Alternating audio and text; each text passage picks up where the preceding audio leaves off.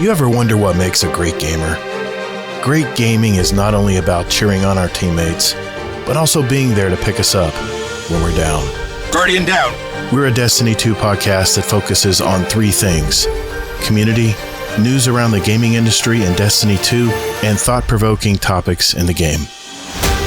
We're Guardian Down Cast. Your stories, your community, your destiny.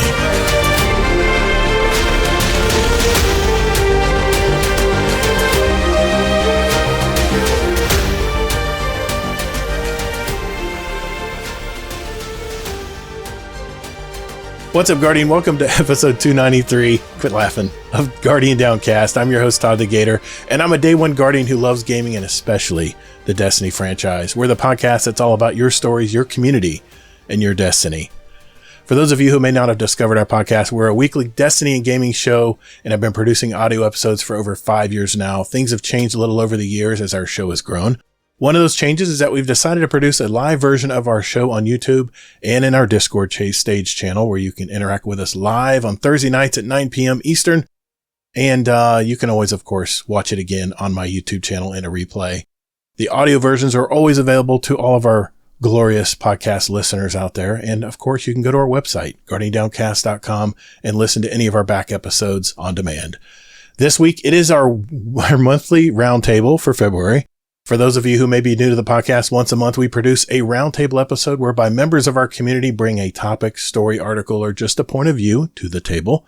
The topics can be anything related to the gaming industry, entertainment, social media, basically anything that pertains to our gaming life and hobbies. Each of us will introduce our topic and give our opinions and takes on it, and then we'll go around the table and everyone else will chime in and add to the topic of conversation. In this month's roundtable, I have my co-host from the great state of Utah. It's Mr. Kingsleymac. How are you again tonight, sir? Hey, doing great. Glad to be here, even though I'm tired. It's like deja vu. We have a returning guest roundtabler on the show tonight, and is part of our Patreon community from the great state of California.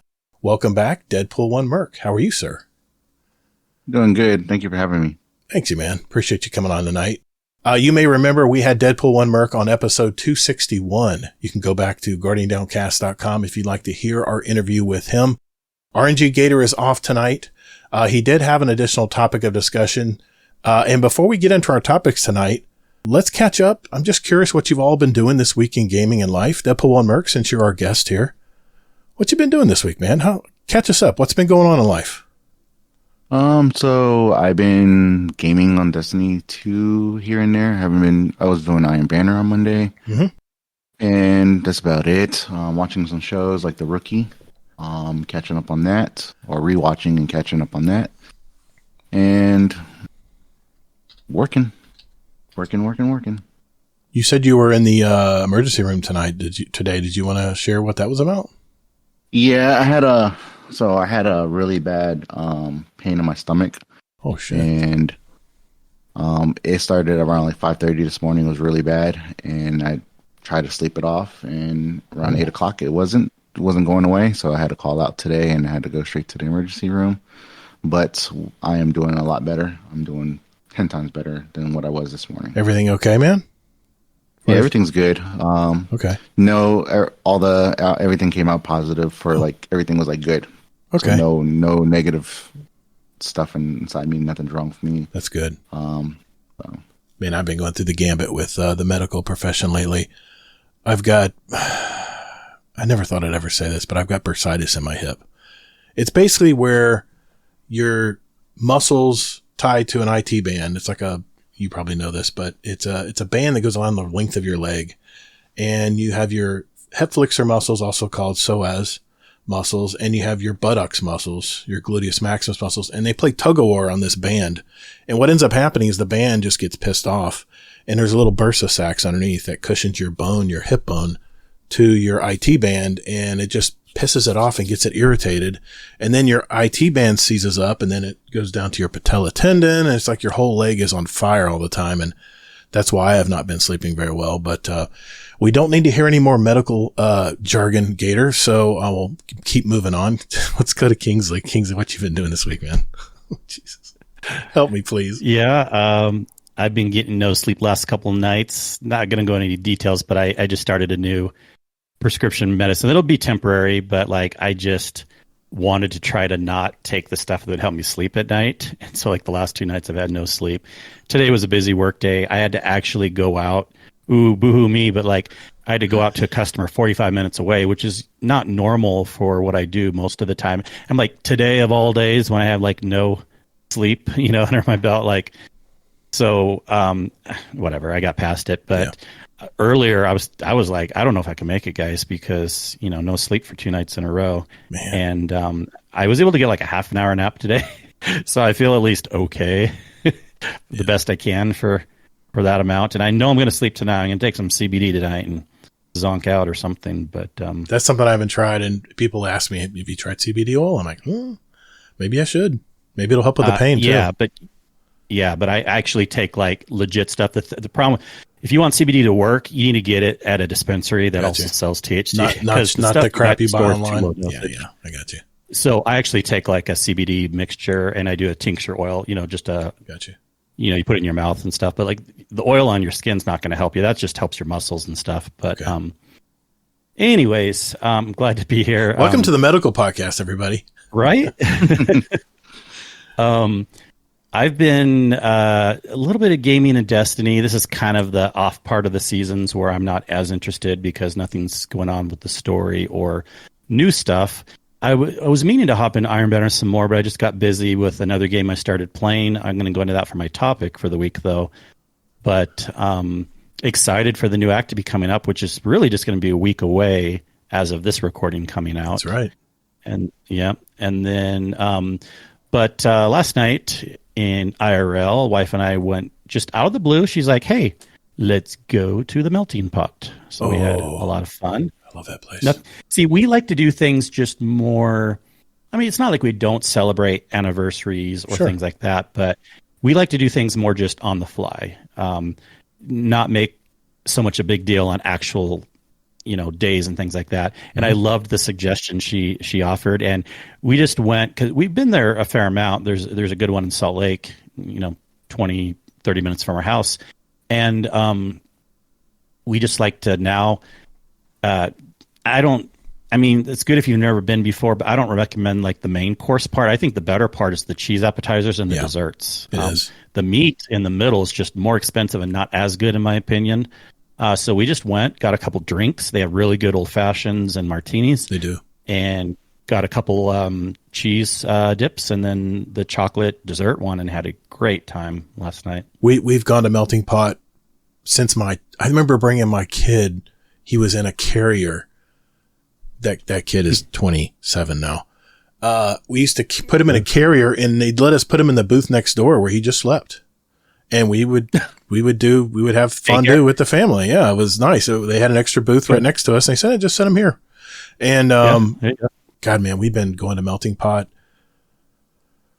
30 years almost, I would say. We love that place, man. Yeah. It's a great place. And a lot of times, Kingsley, like you said, we'll go get like a double cheese and get like a yin and yang chocolate or something, and we're good to go.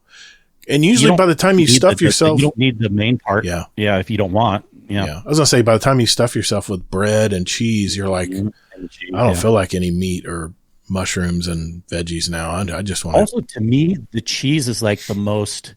Especially if you get the traditional Alpine one, that is like the most authentic, good tasting thing of all that they have. Anyways, the meats are just kind of dipped to more like a sauce, but the cheese, it's so good. They have like all this white wine in it and like really sharp, like a white cheddar, a Swiss, a Gruyere. That's like really, really good in my opinion. I remember we went up to one past vacation when we were younger. We went up to Quebec City up in Canada. And there was a real Swiss, a fondue place there. And man, it was so authentic. You ate it in a bread bowl. It was the coolest thing, man. And the cheese, like you said, was just authentic. Yeah. So yeah. What else you been doing this week, man? That's basically it. I feel like there was one other thing. I don't know. It's not that, important if I can't remember right now, but like I said, like for other gaming news, I'll get into that for our topic. But tired. I'm excited to be here, but I'm excited to. I'm sure I'll be more interesting things to talk about next week. We got a lot of topics tonight, so I'm going to just briefly say I did play some Iron Banner this last week, which took up probably most of my gaming time I had for Destiny this week. I played with the community on Tuesday night. I have to tell you, it was a pretty sweaty night. Lots of we were on the PC lobbies. We're mixed, but PC and console players, and lots of PC and lots of PC players in our lobbies. And we had one team that was clearly cheating. But you know what? I used to really get pissed off about that stuff, but life goes on. If people are desperate enough to put cheats into a PC so they can shoot you, get an aimbot and shoot you in 2 shots every time you turn a corner, whatever. The game's over in 5 minutes usually. So good. Yeah, no point worrying about it. On we went. So I then played on 2 separate occasions solo on console, and overall, it was a typical Iron Banner. It was just pure chaos. Good games, bad games. It is what it is. I did play on both playlists this time. The one control playlist was skill-based match made, and like I said, 50-50. I'd have some matches I'd get my ass kicked, and some matches I would come out on top. So, and then I'd play solo in the the disruption playlist, which was open skill, which means you got whoever, and I get shit on in there too. So, it didn't seem to matter to me. I know we talked about that last week. Is there a difference between the playlists? And I really don't think there was much of a difference. It was just luck. So I got lots of Iron Banner Engrams though. And I did farm for the new Warlord Spear. And on my 18th focused Engram, which took up all 500,000 of my Glimmer, by the way, I did get the role I was looking for, which was jolting feedback and rewind rounds, Mr. Jesse Shannon. Lucky. Yes, I finally got it. I was like, all right, I'm calling it a night. I'm done. Yeah. I still don't have that. So that was. I didn't play as much. I'm not upset I don't have it, but I do want that role. Mm-hmm. Yeah. I didn't fully prestige up my Iron Banner stuff, but Iron Banner is going to be back in a few weeks, so I'll finish it up then. Yeah. I also got a decent roll on the new sidearm, the P-Spawn, the revamped P-Spawn Desperado moving targets, really good for PvP. Other than that, that's been my gaming this week. It's just been with my pain and work and everything, that's just what I've gotten up. But I do have one movie review. I did have. Shh. Movie review. That was loud as hell, wasn't it? Sorry. I do have one movie review and one television show review this week. Before becoming Led Zeppelin, this was a documentary with some very vintage footage. I've never seen this before. And it overlapped with commentary from the living members of the band. There was also some hidden audio from the drummer, John Bonham. That was pretty cool to hear. And the bandmates would react to what they were listening to, with a rare interview they did with him long ago. And if you're wanting to watch this movie for like the drama, the mudslinging with certain members, all the inner fights that they had, this movie is not for you.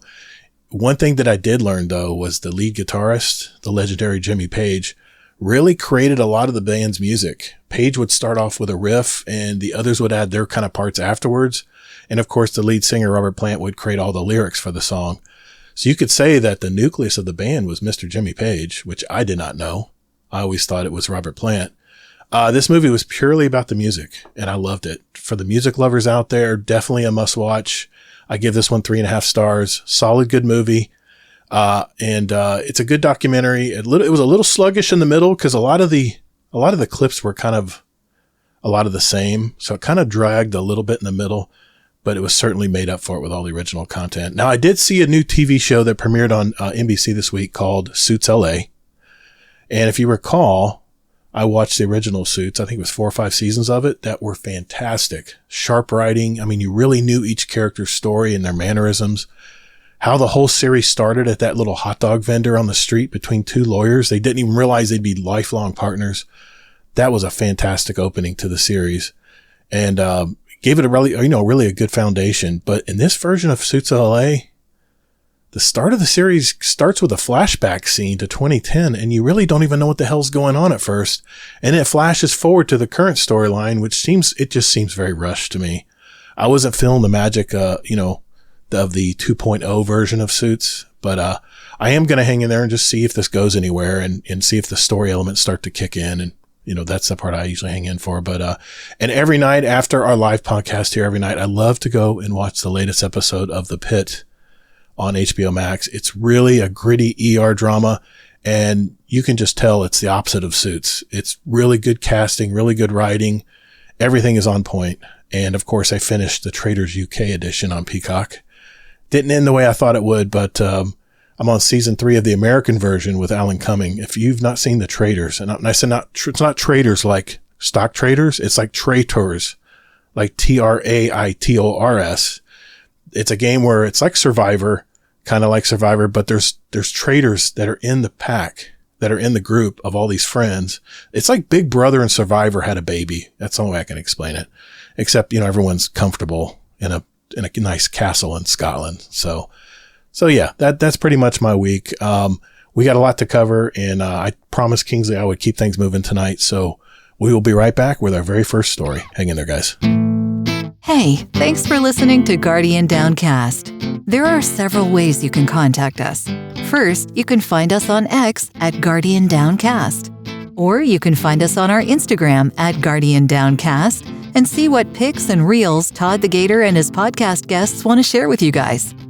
We have a brand new website too. Just visit guardiandowncast.com, where you can find all of our contact info, leave us a voicemail, give our show a rating or review, search for any past episodes, or even give back to our community. Also, don't forget to sign up for future updates to the show, where we'll also have random drawings throughout the year, and you may win a gift card or even some GDC merch. And finally, you can send us an email at guardiandowncast@gmail.com. Our community thrives on interaction, so get involved and check us out. And later, Guardian.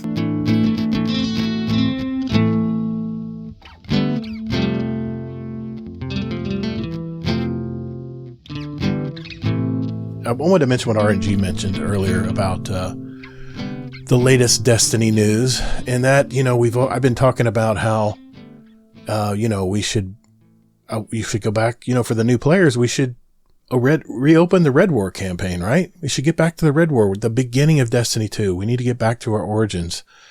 And there's been a couple articles out this week that where Bungie has publicly admitted that it would be impossible to just bring it back to the game, that they would have to recode a bunch of things. And there's another article that said that it's no longer available for internally or externally. So any comments on this before we move on? Oh yeah. I mean, if we're getting into it right now, we might as well. What the heck? Yeah. Well, okay. This started with an article that came out with like the lawsuit with, I guess, what was the lawsuit? I wasn't even aware of this. Yeah, there was a gentleman who said that his intellectual property was stolen they said there was a lot of similar things about his science fiction novel he wrote, or short story maybe even, that was too closely identified with Gaul and the Red War campaign, and they've been in court battling over. Oh yeah, that's right. Yeah. And in the lawsuit, I guess from because maybe they would need to see what that meant. Bungie says, well, there is no way to see it right now. Now, yeah. The thing is like, well, that's kind of obvious right now. Like, I already knew that. We already kind of know this. It's not like Red War they're secretly still playing it in the Bungie studios, because they told us when they sunset content way back Beyond Light, I think that's when it was, right? Beyond Light is when they did all the sunsetting. Yeah, that's when. Yeah. They said that everything that was going forward had to be recoded. Remember, there was the whole discussion with the engine. What it wasn't the base engine, but it was the graphical part. Right. And they said that they had to recode all the graphics to for the stuff that's still in the game. And in theory, the idea was when they bring stuff back, or if they bring stuff back, we'll get into this whole discussion, that would have to be recoded too. So I just want to start with that point first. It is true. Bungie can't just magically make the Red War stuff showable for a court case because they haven't recoded it yet. So to me, this wasn't even news, but people started taking it way worse than I feel like they should take it. And then Tessie came out with an article that I felt like he kind of made some incorrect points. Usually I feel like he's pretty, at least his facts are straight, even though people don't always like the opinion. But he said in an article that, and he was contradictory to himself too. He said in the article that the data is gone. Right. But then, I don't believe that, by the way. But then he said halfway through the article, well, it's not really gone, but they would have to recode it. Okay, yeah, we know that. That's what the other article was already saying. And at the end again, he implied that the data was gone again. So now everyone's reading this article like it was deleted, like there's no way it's coming back. So this is just drama all around, because first of all, I think it's not deleted. I mean, it can't be deleted because they already have brought some stuff back. Remember we had the haunted Leviathan, the derelict Leviathan? Yeah, that's right. If the data was deleted, then how did they bring that part back? Yeah, that would have been there. Yeah. Yeah. Well, it's just sad, the fact that they're saying that the Leviathan raid will most definitely not be back. So I was a little sad there. But on that point, I'm telling everyone, well, I already kind of knew that because A, it hasn't come back yet, and B, they have less employees now. So how the hell would they ever bring it back? Yeah. Right? No one wants to hear that, but that's what I've been saying for a while now. And now everyone's believing me. Oh, it's not coming back. Like I'm telling you guys, it wasn't coming back because how can they? They just don't have the time. Right. So I'm kind of laughing on that point, and then I'm kind of sad on the other point that people think it's deleted. I don't think it's deleted. It's just it can technically come back, but realistically it won't because it's a lot of work and they just don't have the time to do it. Yeah. You know, in the back of my mind, I've always been thinking about this lawsuit. And, I remember Luke Smith coming out at that point in time saying, the game's just too big. It's just gotten too big. So we gotta fold some of it in and put it in the vault, And honestly, I always thought that was a load of bull. I'm just being honest. Too big, really? Okay. Too big a game. Right. Okay. I never believed that when they said that. I just had a hard time believing it, but, I always had it in the back of my mind. Maybe there's an internal memo that no one talks about Red War anymore because of this lawsuit overhanging. And if it is true, if they did use some of the elements of his science fiction story, then pay the man something. Give him something. You made a ton of money on this game. I mean, give him something. I mean, Sony's got deep pockets, but another side of me says, listen, as a content creator myself, we get inspired all the time by things we see and watch all the time, and we just give our interpretation of it. So maybe it's just, something, maybe it's under interpretation that it was, maybe that story was, inspiring to some of the devs in Bungie when they came out with it. So I don't know, man. It's just the whole thing's a mess. I really don't think they removed it because of the lawsuit stuff. There's no way, because again, part of the Leviathan's still around, and even though the campaign's gone, they didn't get rid of the EDZ and stuff, and you still have the Cabal. If it was truly the lawsuit issue, we wouldn't even have the Cabal in the game. That's true too. So it's always best to think of the easiest answer, and the easiest answer has been all along, it's too much work to bring it back yet. It could still happen way down the road. It could, but realistically, it doesn't look like it's going to happen anytime soon. Yeah. Well, that was kind of the elephant in the room this week. So I wanted to make sure we got that out just front and center. Yeah. So, I mean, good discussion, but I hope that there's revision to the one article, or even Bungie clarifies something. Not that they would want to on this, but I could almost stake like $1,000 bet on. They didn't delete it. They always archive stuff. Yeah, it's not playable, but that's a different point than being deleted. And so I really find it irresponsible that people are saying that it's gone, because that's not technically true. Okay. The Destiny 1 stuff's not gone either. And then they bring it back from time to time also and include it in the game. Yeah, very, very true. Well, we got so much to cover tonight. All right. I actually have two stories tonight since RNG's out this week. And the first one, I wanted to just kind of have some fun, and it could be fun, or it could actually be a little sad.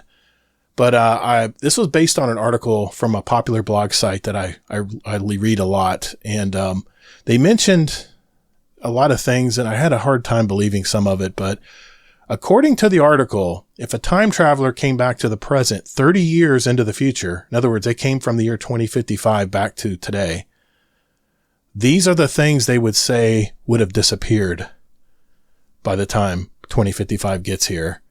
And the first thing they mention is something that I probably already knew, is movie theaters.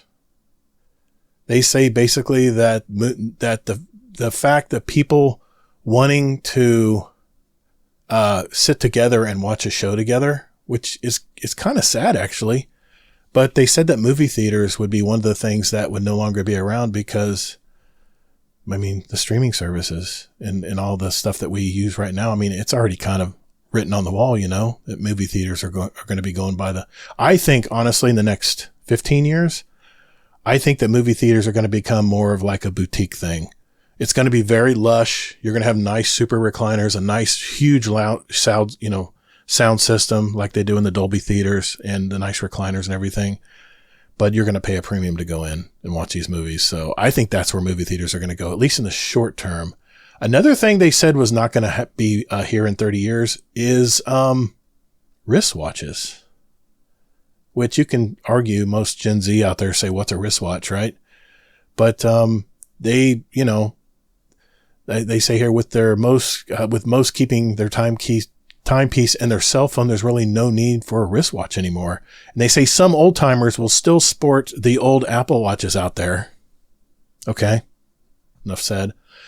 There might be some of there. They said something that won't be here in 30 years. Florida and many other states, as we have seen with Helene's wrath, even cities like Asheville, North Carolina, which had topped the list of climate haven cities, has been wiped off the map. So they're saying people aren't going to come back to rebuild. That's not good to hear, especially when I want to live here in the future. Another thing they said it won't be here in 30 years is books. They said this can be taken in a few different ways. Some may interpret this as books in general will be gone, banned, or censored, or it could be interpreted as books will only be live digital, files like in Kindle books and stuff. And that's another thing they said it won't be here in 30 years. Another thing, cashiers, which aren't we kind of going that way already? You know, with self-checkouts and stuff. I mean, they have really good cameras now that keep shoplifters at bay pretty much. So that was another thing they mentioned. Cash money will be gone in 30 years. You know, cash can be used anywhere, but yeah, it says your debit card is declined. The store's card system isn't working. Cash works every time. And they say cash has no expiration date, but they still say in 30 years that cash will be exempt, will be gone. Another thing, real meat and vegetables. They say that with the way Beyond Meat and a lot of these,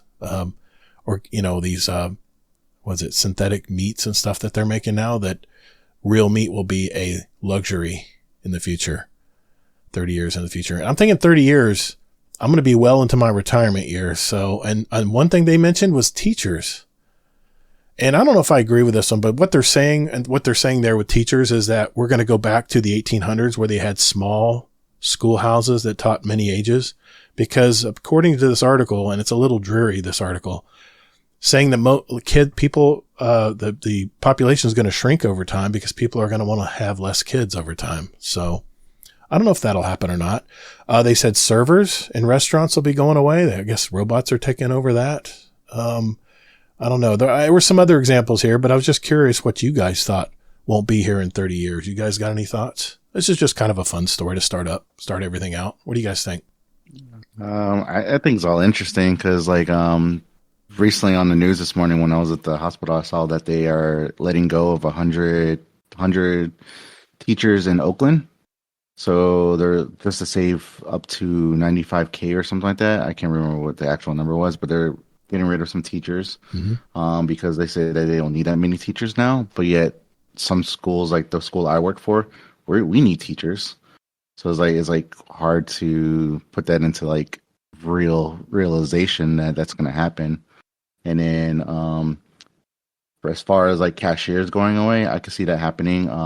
My other job, because I work 2 jobs at Best Buy, you can use the app to check out if you really want to, and eventually it's going to be available for everybody soon. So I could see that going. A lot of the times they want you to use applications anyways to do your checking out and stuff like that. And money, I can see money going away because I don't carry cash on me all the time. The only time I carry cash is if it's if I really need to have the cash on me, or if it's just been in my wallet forever. So like I could tell you right now, I probably had like $10 in my wallet. It's been there for months now. So I can see all that. Movie theaters. Ooh, I love going to the movies, but I can see that happening too with the decline of everybody going to movies. You can actually watch everything on Prime Video or anything like that. So applications are taking over. So I think it's interesting that all that stuff is happening. And then, have you guys heard about the new flying vehicle that they're putting into production? No. Yeah, there's a new flying vehicle they tested not too long ago. It looks like it has bicycle wheels on it. They're so thin, but it's like super light, and it actually they took it and flew it over a car just to prove that it can fly. So pretty soon that's going to be worth $300,000. Jeez, from what they were saying. I think we're a long way from flying cars. I mean, you got to make something light enough to put our big butts in that's not going to sink like a rock. You know what I'm saying? Because typically flying cars, you have to be able to just fly up into the air from wherever you are, right? There's not going to be like runways everywhere. I don't know. And then you got to worry about a traffic system. I've got Fifth Element's coming to my mind right now. I'm thinking about the traffic system through the cities, and how do you not run into each other? And they would have to have multi-level lanes too. Fast cars high, slow cars low. I think we'll get flying cars. I think we'll get flying cars, but I think that's going to be like 150 years from now. I'll be long gone. So, what do you think, Kingsley? Anything come to mind? 30 years. That'd be 2055. First, I want to go over the list. The only one that I agree will maybe totally go away is cash, because all the other ones, it depends on the definition of going away. Do you mean literally all the way away, like or do obsolete? We just mean like obsolete? There will be. But does obsolete mean there's zero, or does it mean there's still a few movie theaters? You know what I mean? They just say disappear. They don't really. They're very vague. Yeah, there's several articles like this, by the way, where they say these. I don't things think are most of those things will totally disappear, except for cash. I do think cash will totally disappear in 30 years. I mean, they're already trying to get rid of pennies. The only other thing I can think of that will totally disappear in 30 years is personal printers, people's printers at homes. Really? What about I'm trying to think of more ideas, but those are the only things I got that come one to mind right now. What about retail stores? Anybody going to go to the store anymore? I mean, my God, half of us have stuff delivered to our door every day. Not much, but it's very expensive. I can see you would go still for something. You would go for like getting an upgrade for your flying car or something, maybe. I don't know. Yeah. But you got to think about it like this. Best Buy is one of the only like real electronic retail store that's still out there. Circuit City went out of business. Fry's went out of business. A lot of the other places are going out of business. Yeah. But it's because they failed to adapt to the situations that happened during COVID. Best Buy is the only one that was willing to try to adapt, and they're still trying to adapt. Yeah. As much as even though I'm a part of Geek Squad, as much as I dislike Best Buy, I don't feel like it's going to go away anytime soon. I know they're going to be closing down some locations that'll make a lot of money soon. But I think it's still going to be around because you do get some of the customers and clients that want to come in and actually feel the product or actually see the product in person versus just ordering it and not being able to see it until they get to their home. And who knows, sometimes it could be damaged by the time they get to their home and stuff like that. So I get it all the time. Have old customers, older than you, Gator. So don't worry, you're still young. Oh, hey, case in point. I got a new mattress this weekend because our old mattress all right, I'm old, right? I gotta have stuff that doesn't press on my pressure points when I sleep at night because I have a hard time sleeping. I'm a side sleeper. So we went and got a new mattress this weekend. And I've had clients who referred me to this place to go get it and to go try it out because I'm not going to lay in his bed in his own. I'm not going to do that. That's just weird. So we went to the store, sat in there and sat on the bed, loved it. It was definitely what we thought it would be. And then we left. And I said, well, do we need to give me a card to make sure you get a commission? He goes, no, we don't go by commission. We, if you want to use our website, through our store to buy it, it'll give us credit. And that's what I did. I said, but, no, it's just try it out. Went right online, ordered it, and it'll be here in like 20 days. They actually make it by hand. It's nuts, man. So that's what I was going to say too. Like, I think stores will still be around in some aspect, but they will have less stuff in them. Yeah. And people will go to see certain things, but they may not be able to get the specific thing that they want at the store. Right. And then they'll just order it and then it'll show up. It's just like Sears. We still have a Sears that's open in our location. Really? It's the only Sears, and it is bone dry. You sure it's not like Sears or something, like a remake of Sears? It's really Sears. No, it's a real Sears. Okay. And it's bone dry in there. They have barely anything. They still have mattresses in there, and tools and stuff like that. But it's like they don't have anything, and it's kind of creepy going in there because you're like, I'm surprised this location's still around, even though all the other ones are closed. So, but I think this one's going to eventually close because it looks like it's shrinking more and more each time. Yeah. So, but I think what it is that most of those big name brand stores like Circuit City and stuff like that that closed down is because they didn't want to get with the times and everything like that. Yeah. So, I know Best Buy is really try hard to like stay up with times and things like that. Like when COVID was around, they were doing store pickup, they were doing home delivery and stuff like that. They're still doing that to this day. So you still got home delivery, you still got store pickup. You still got curbside too. So that's how they adapt. I mean, that's how the restaurants are adapting now. You know, Moya Monger in our Discord chat said drive-through order takers are also out on their way out. Went through a Lee's recently and had an AI take my order. Actually did half a decent job, so I'm sure it's not far away. Yeah. I've not been too happy with AI yet. I talked to the woman in the phone for Apple, and she gets it wrong half the time. I don't know if it's because my voice is low or what. I don't know, but anyway, let's move on. We got a lot to talk about tonight, so we will get on with our next topic right after this break. Hello, everybody. You are listening to Jealous Gaming on Guardian Downcast.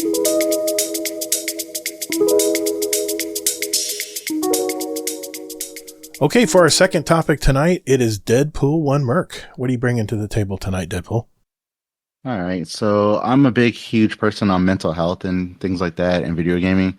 So for me, supporting veterans' mental health through video games and can video games help in mental health recovery, I think it's a big deal because there are some companies out there, some businesses out there that try to actually help facilitate that for some of the service members like myself who have PTSD, depression, anxiety, and all that stuff.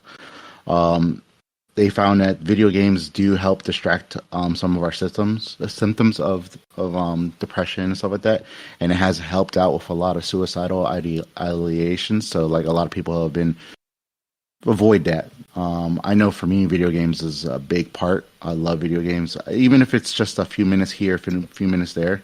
But I can tell you right now, I'm part of this group with PTSD and stuff like that. That I find that even though it might be a violent game, or shooting game or whatever, it still helps relax me and cope me down from, dealing with any of the high mixed emotions that I might get from the depression and stuff like that. And I have learned that it does help because there's communities out there of other gamers that probably have gone through what I've gone through, that are out there. I know I have in the Discord alone, I follow a ton of people in the Discord and a ton. So Bets TV has stuff. Regiment is a military veteran community where they help you get. It's just like Stack Up. If you ever heard of Stack Up, I was going to mention them as I actually did some charity streams for them through Sweaty Spooks. Yeah, I like that. Yeah. So Regiment's pretty much the same way, but Regiment's a little bit different. What they do is they do the same stuff, but they do they partner with the VA. So the VA helps them give gaming systems or computers away to help veterans turn around and actually do something better with their lives. Because I know how stressful it could be being a veteran, being deployed multiple times, combat zones, and you come back and sometimes you don't feel like everything's the same. So I love the mental health thing, and I remember I told you in the last time I was on the show that, I did attempt suicide many years ago.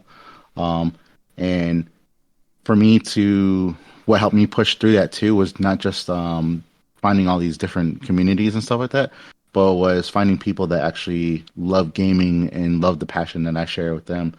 So it's cool how they actually could put this stuff into work, and they're still testing it to this day. I know one of the articles that I shared with you guys was actually September 11 of last year, and it still shows that they're actually still pushing this and pushing that. And it looks like recently the VA had already donated about 5 PCs to gamers so far within the last year. And they're trying to increase that number more. I know Regiment, which is one of the Discords I'm part of, they actually they keep on pushing. They send out all this notifications letting you know, hey, look, this is the next thing that's going to be given away. Make sure you include your name and stuff like that. And I feel like it's something that helps out a lot. I know being part of this community too, this Guardian Downcast, tons of people in here show their support, and I know that's what we need. And all I know is if anybody ever needs help or needs somebody to talk to, I'm always here. I've been down that dark tunnel, and gaming's what kept me out of it. So that's how I feel about the topics I brought to the table. Yeah, I know we have a lot of veterans in the Owl Sector Alliance. A lot of vets shared throughout the Owl Sector Alliance communities, and yeah, I've got to know how some of them have been on my show as guests. So, yeah, I think it's important. I really do. And I love what Stack Up does, providing consoles to especially members that are out in the field, that don't really have anyone to talk to or any outlet, to get their maybe not aggression, but maybe their stress out into. And I've always used video games to de-stress. And what's the number one thing people say when I ask them why do they game? It's to escape. I mean, that's what you're wanting to do. You're wanting to turn your brain off and jump into a fantasy world where you don't have to worry about all the real life shit that comes down on you every day, and the negative self-talk and stuff. I mean, I know when I play a video game, I tend to hyper-focus. And sometimes I'll be feeling sick and not feel good during the day. And it's funny, I'll just start playing Destiny, whether it's a game, Crucible or whatever. And I just don't even think about it. So if it's making me feel better when I'm actually physically sick, I imagine it's really good for our vets out there. So just a good escape. I love it too. I was, when we talk about these things, a lot of them seem like, yeah, this helps with people of all walks of life, not just veterans. But then I was trying to think, I did not really realize, how much it can help with, you were mentioning in the article mentions mindfulness, a psychological escape. Also, potentially helping with suicidal thoughts and drug and alcohol use. I never really considered that before. That's way cool if people can actually have video games at least be some kind of reprieve from addiction, and quite amazing, I'd have to say. And I'm really interested. It probably doesn't matter what type, right? As long as you're doing something with people or some kind of a mind connection to keep yourself busy. I would imagine, right? But this is so cool to hear this, and probably something that maybe even 10, 20 years ago, it's not, it's mostly an older generation thing, but I would imagine even just in veteran circles and stuff 10, 20 years ago, I'm like, video games, but now it's yeah, dude, there's all these great benefits and stuff. So, yeah. I think it's crazy because even though I'm from a different time period of, war and stuff like that, but the veterans that came before me from Vietnam and stuff like that, they didn't get the help that they deserved like we are now. Now they make it so that way, my visit to the ER today, I didn't have to pay nothing. The only thing I had to do is get the the medication, pay for that, but that's about it. But the VA covers everything, and there's a lot of veterans out there that don't have this assistance and help from years ago because back then they're just like, oh, tough it up, put your big boy Yeah. pants on or put your big girl pants on, you can get through it. But now they're trying to help out in so many ways. And Mhm. I knew they were trying to help out with video gaming and stuff like that, but I didn't know it was like this far. Like they were actually been testing it for years, and all the good things they have come up with the gaming communities and stuff like that. Where some of these programs they have out there, they actually use Discord to help people connect and stuff like that. And I think it's cool. That it helps out with everything that they listed in there, especially with the alcohol addiction. Because I used to have a really bad drinking problem years ago when I was in the military. I used to drink a lot, and I didn't play that many video games then because I was like always hanging out with friends, drinking too much, going out and stuff like that. And now that I have video games, I'm not saying I'm addicted to the video games. It takes my mind off other things. I don't have to worry about a stressful day. I don't have to worry about what happened, and I think it provides a healthier relationship for me and my girlfriend too, because, you know, I play a little bit when I'm stressed, and then I come back and it's like things are good between us. Like I don't take out none of my frustrations on her. I let her know. I feel more able to talk to her, and I feel like it's the same thing when I'm talking with my friends to other people too, in the community. So I feel like it's a great thing. Dealing with mental health is not easy. So, and a lot of people don't understand, but we all have our own different issues with our mental health too. So The daily fight, I'm sure. It's a daily thing. yeah. It never stops. Yeah. Well, hey, man, thanks for sharing that. I appreciate you bringing that to our attention. And thank you for your sacrifice, by the way. We appreciate you.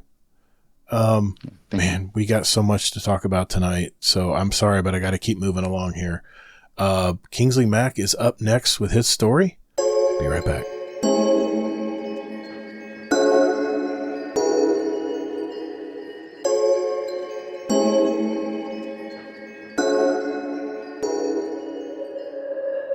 Hey, this is Heyoka, and when I'm not squishing Thrall, I'm listening to Guardian Downcast.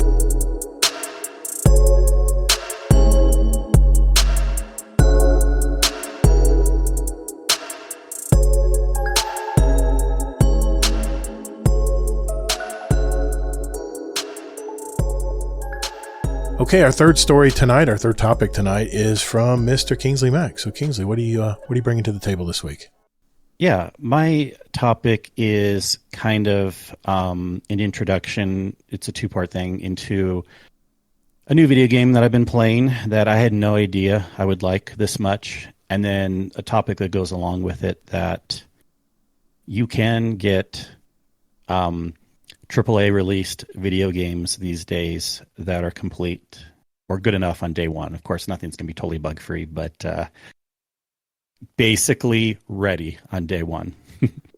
So, anyone heard about this game Avowed that's come out recently? Yeah, I've been hearing news about it. Yep. It is fun. The reason why I started playing it is because it's on Xbox and PC Game Pass.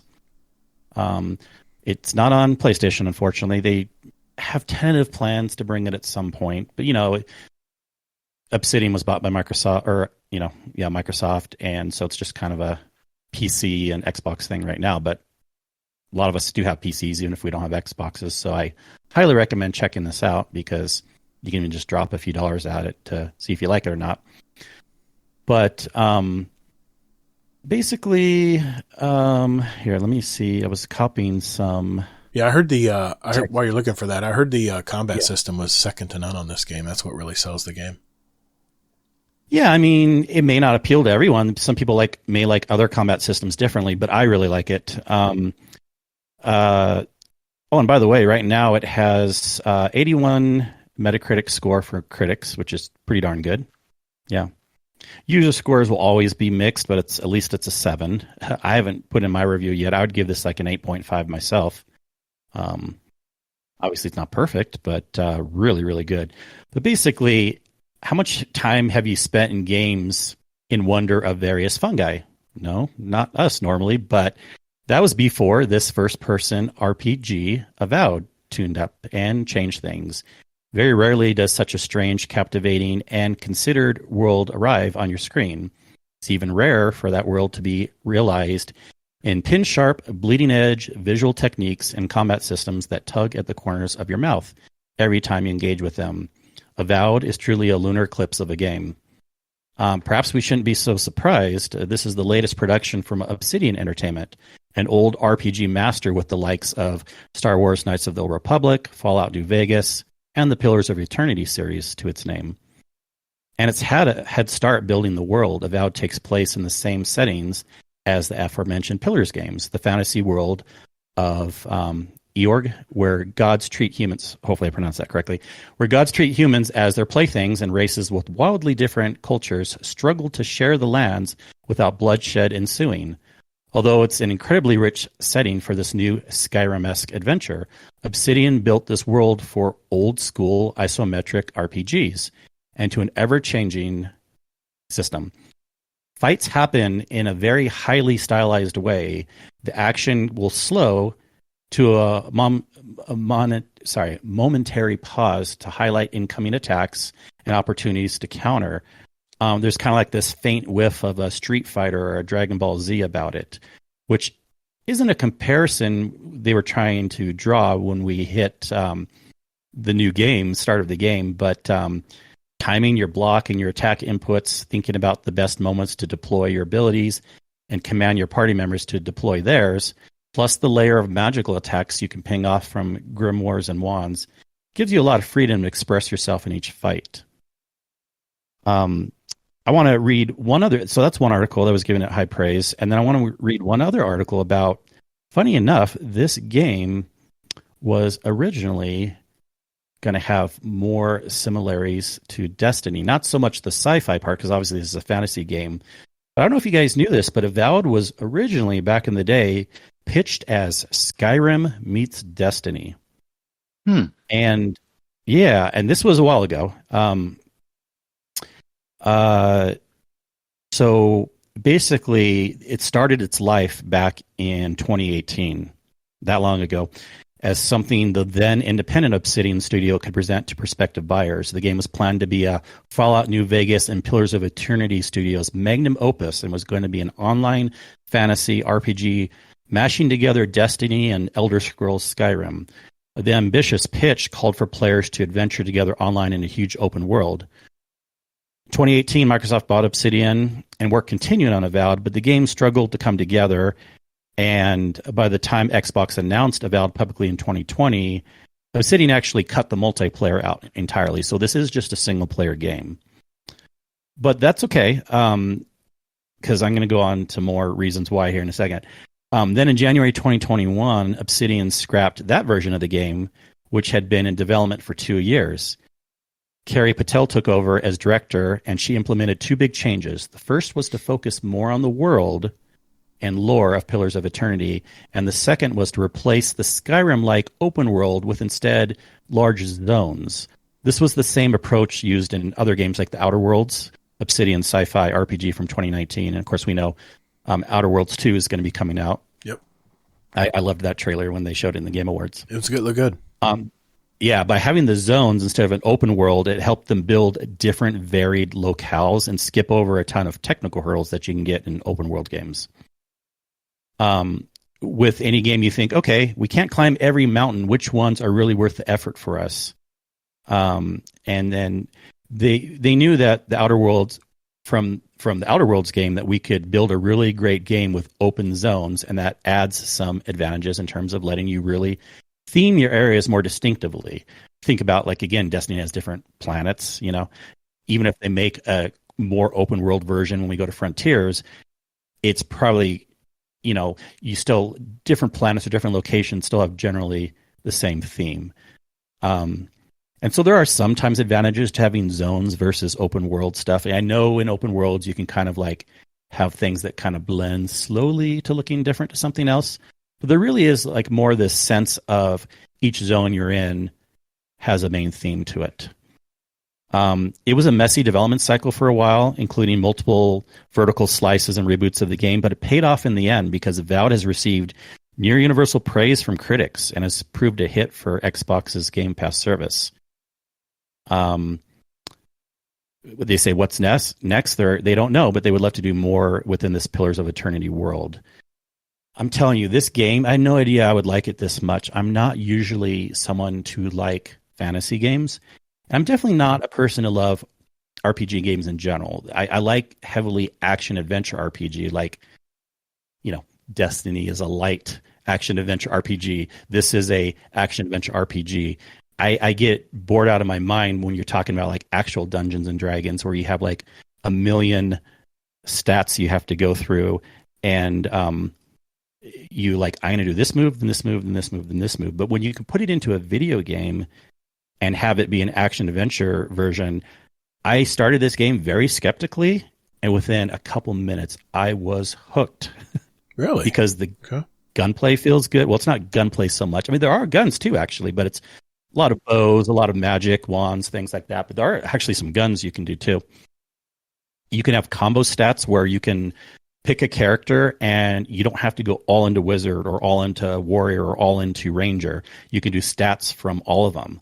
So think about if you could combine your warlock, your titan, the best from all three, and your hunter all together.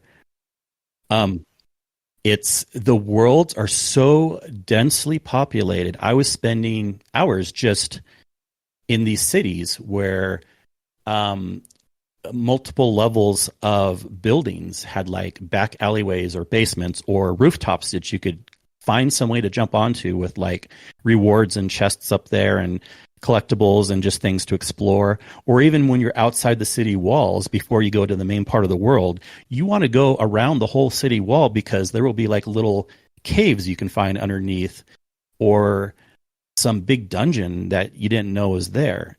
And it's very, very densely packed in exploration activity, adventure to it that really hits all the nerves, what I like about this game. I like how it has some RPG elements for sure, but it doesn't go heavily into it as maybe some games might. And I think this game is great. The main point I was going to say also is the game was ready basically on day one. There was no major like, game breaking this or game breaking that. Sure, every game has some bugs. They came out with the day one patch, and there's already been like 2 very small patches afterwards. But like everything I've been doing in the game has just been working. There hasn't been bugs, showstoppers, things like that. And I feel like there's lots of content. With even all the reboots they had to have and the change in style, this game is a great AAA game that can come out these days and be ready. And it may not appeal to everyone, this game, but it can be a game that people can have fun with. Is this going to take over your Assassin's Creed? Well, I mean, right now it's just taking over anything besides Destiny. Right. I know Assassin's Creed's coming out March 20th, the New Shadows one. That's not far. So, this game looked interesting. It reminds me of Far Cry Primal a little bit, and then it reminds me of a little bit of Skyrim, and then it's almost like a combination of a lot of games to me. And seeing all of it mixed together, really fun. So it's pretty cool. I think it's worth trying out. Just if you even if you don't have Game Pass, if you have a PC or an Xbox, check it out. I think I saw it's on BattleNet too, because I still have BattleNet. I still have on. Oh, sure, you can buy it too, but if you want to just not buy it, if you want to try it out, you can do Game Pass. Yeah. I think you should try it out too, Gator. It wouldn't be. You could. This is literally a game where you could know if you like it probably within 10, 15 minutes. Well, here's the thing. Much time. I used to play a lot of Skyrim, and I remember the spell making for me was so it's so clunky. You would have to, kind of stop and put your spells together with the different commands, and then throw the spell. From what I'm hearing, the spell casting is so much more fluid in this game than in Skyrim. Yeah. I haven't played Skyrim, and I think a lot of people might like Skyrim better because there's more to certain things, but there's a lot of quality of life things that are more up to date in this game and easier in a way, and I think maybe more appealing to an average player. Yes, working with spells in this is very easy. If you do mouse and keyboard, it's kind of like Diablo. You can just hotkey up to 6 or whatever, but if you're doing controller, it's really easy too. Okay. They have options where you can put your most common ones just on an up, down, right, or left, or you can open up a radial wheel where you hit like L2 or whatever, and then you pick the spells you want. But you also have a grimoire book you can carry with you, which gives you additional spells, and then you use that as a way. So I'm like I've got to a point now where I'm more used in the game, and I just know how to like chain these spells together. It's a lot of fun. Like I'll come into an area, and I'll do a protection around me first, obviously, like a shield. That's step one. Mm-hmm. And then I will, depending on where the enemies are, if they're further away, I start with a distance thing. I do have an arrow, and then I'll swap back to my wand. And then if they start rushing me, I have some defensive spells. If they're further away, I have some offensive spells. They have this void one that you really like that shoots down like void purple orbs from the sky, and it's really powerful. That's me. So, and there's tons of spells you can have fun with it, and that's just the wizard part. There's the ranger and the warrior also. Yeah, when I play Elden Ring, I always like range attacks because I'd rather time my ranged spell attacks and stuff, but they get exhausted so quickly, versus the running in and hacking and slashing. And I can do that too, and you have to time that as well. I tend to go toward more magic spell like stuff when I jumped into Elden Ring at first. So maybe it'll be something I like. I don't know. We'll see.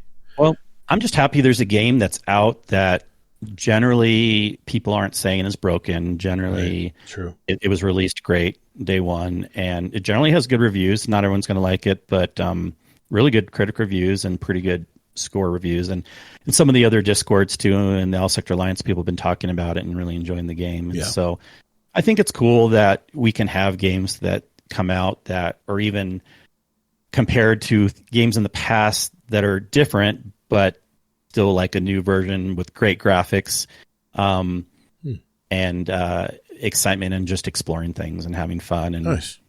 And it's a single player. So, but you can have a lot of fun with it. It's just kind of one of those things you would just do like later at night when you're not playing some multiplayer game and just explore around. Like Balatro.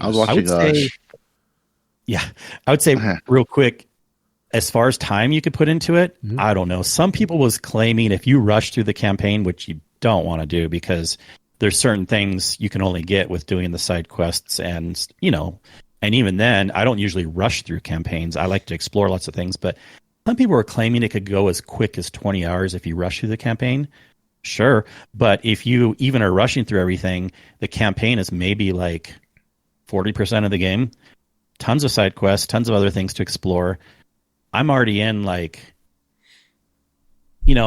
tend to also keep the game running sometimes when so this isn't really fair, but I'm already in 36 hours and if I had to guess like 20% through the game, I'm hearing numbers like 80 hours if you want to it's 70. Really explore everything good. And that's just with one character. And then also with it being RPG elements, there is a lot of like choices you can make, not as there is a little bit with like actual fights and outcomes, but it's more so when you're talking to people, right? Like how you respond back to them. And so those interactions can take a lot of time, and you might want to play it again another time with a different character and then choose a different path.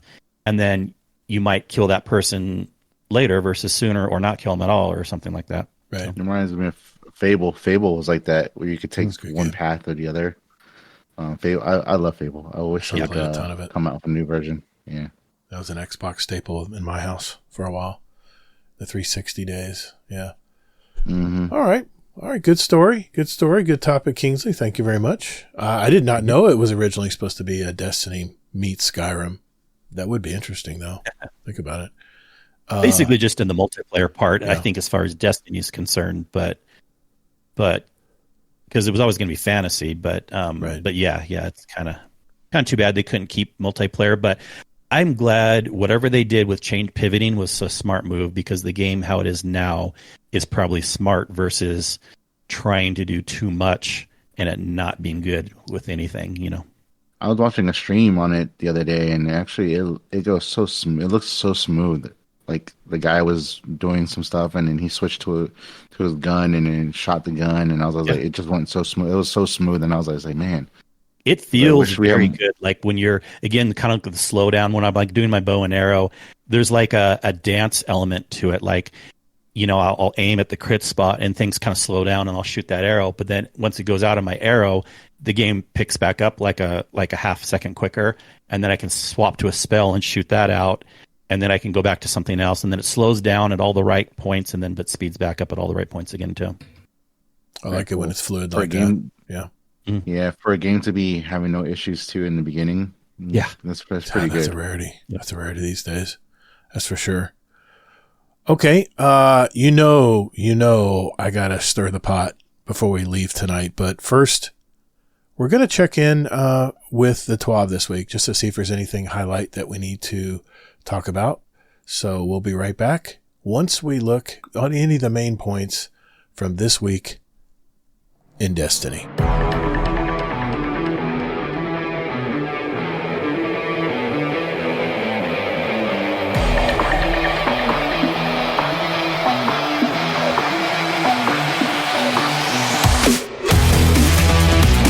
Hello, Scumdeath here, your favorite uncle, and you are listening to the most heavy metal Destiny podcast on Earth, Guardian Downcast. Guardian Downcast! Yow!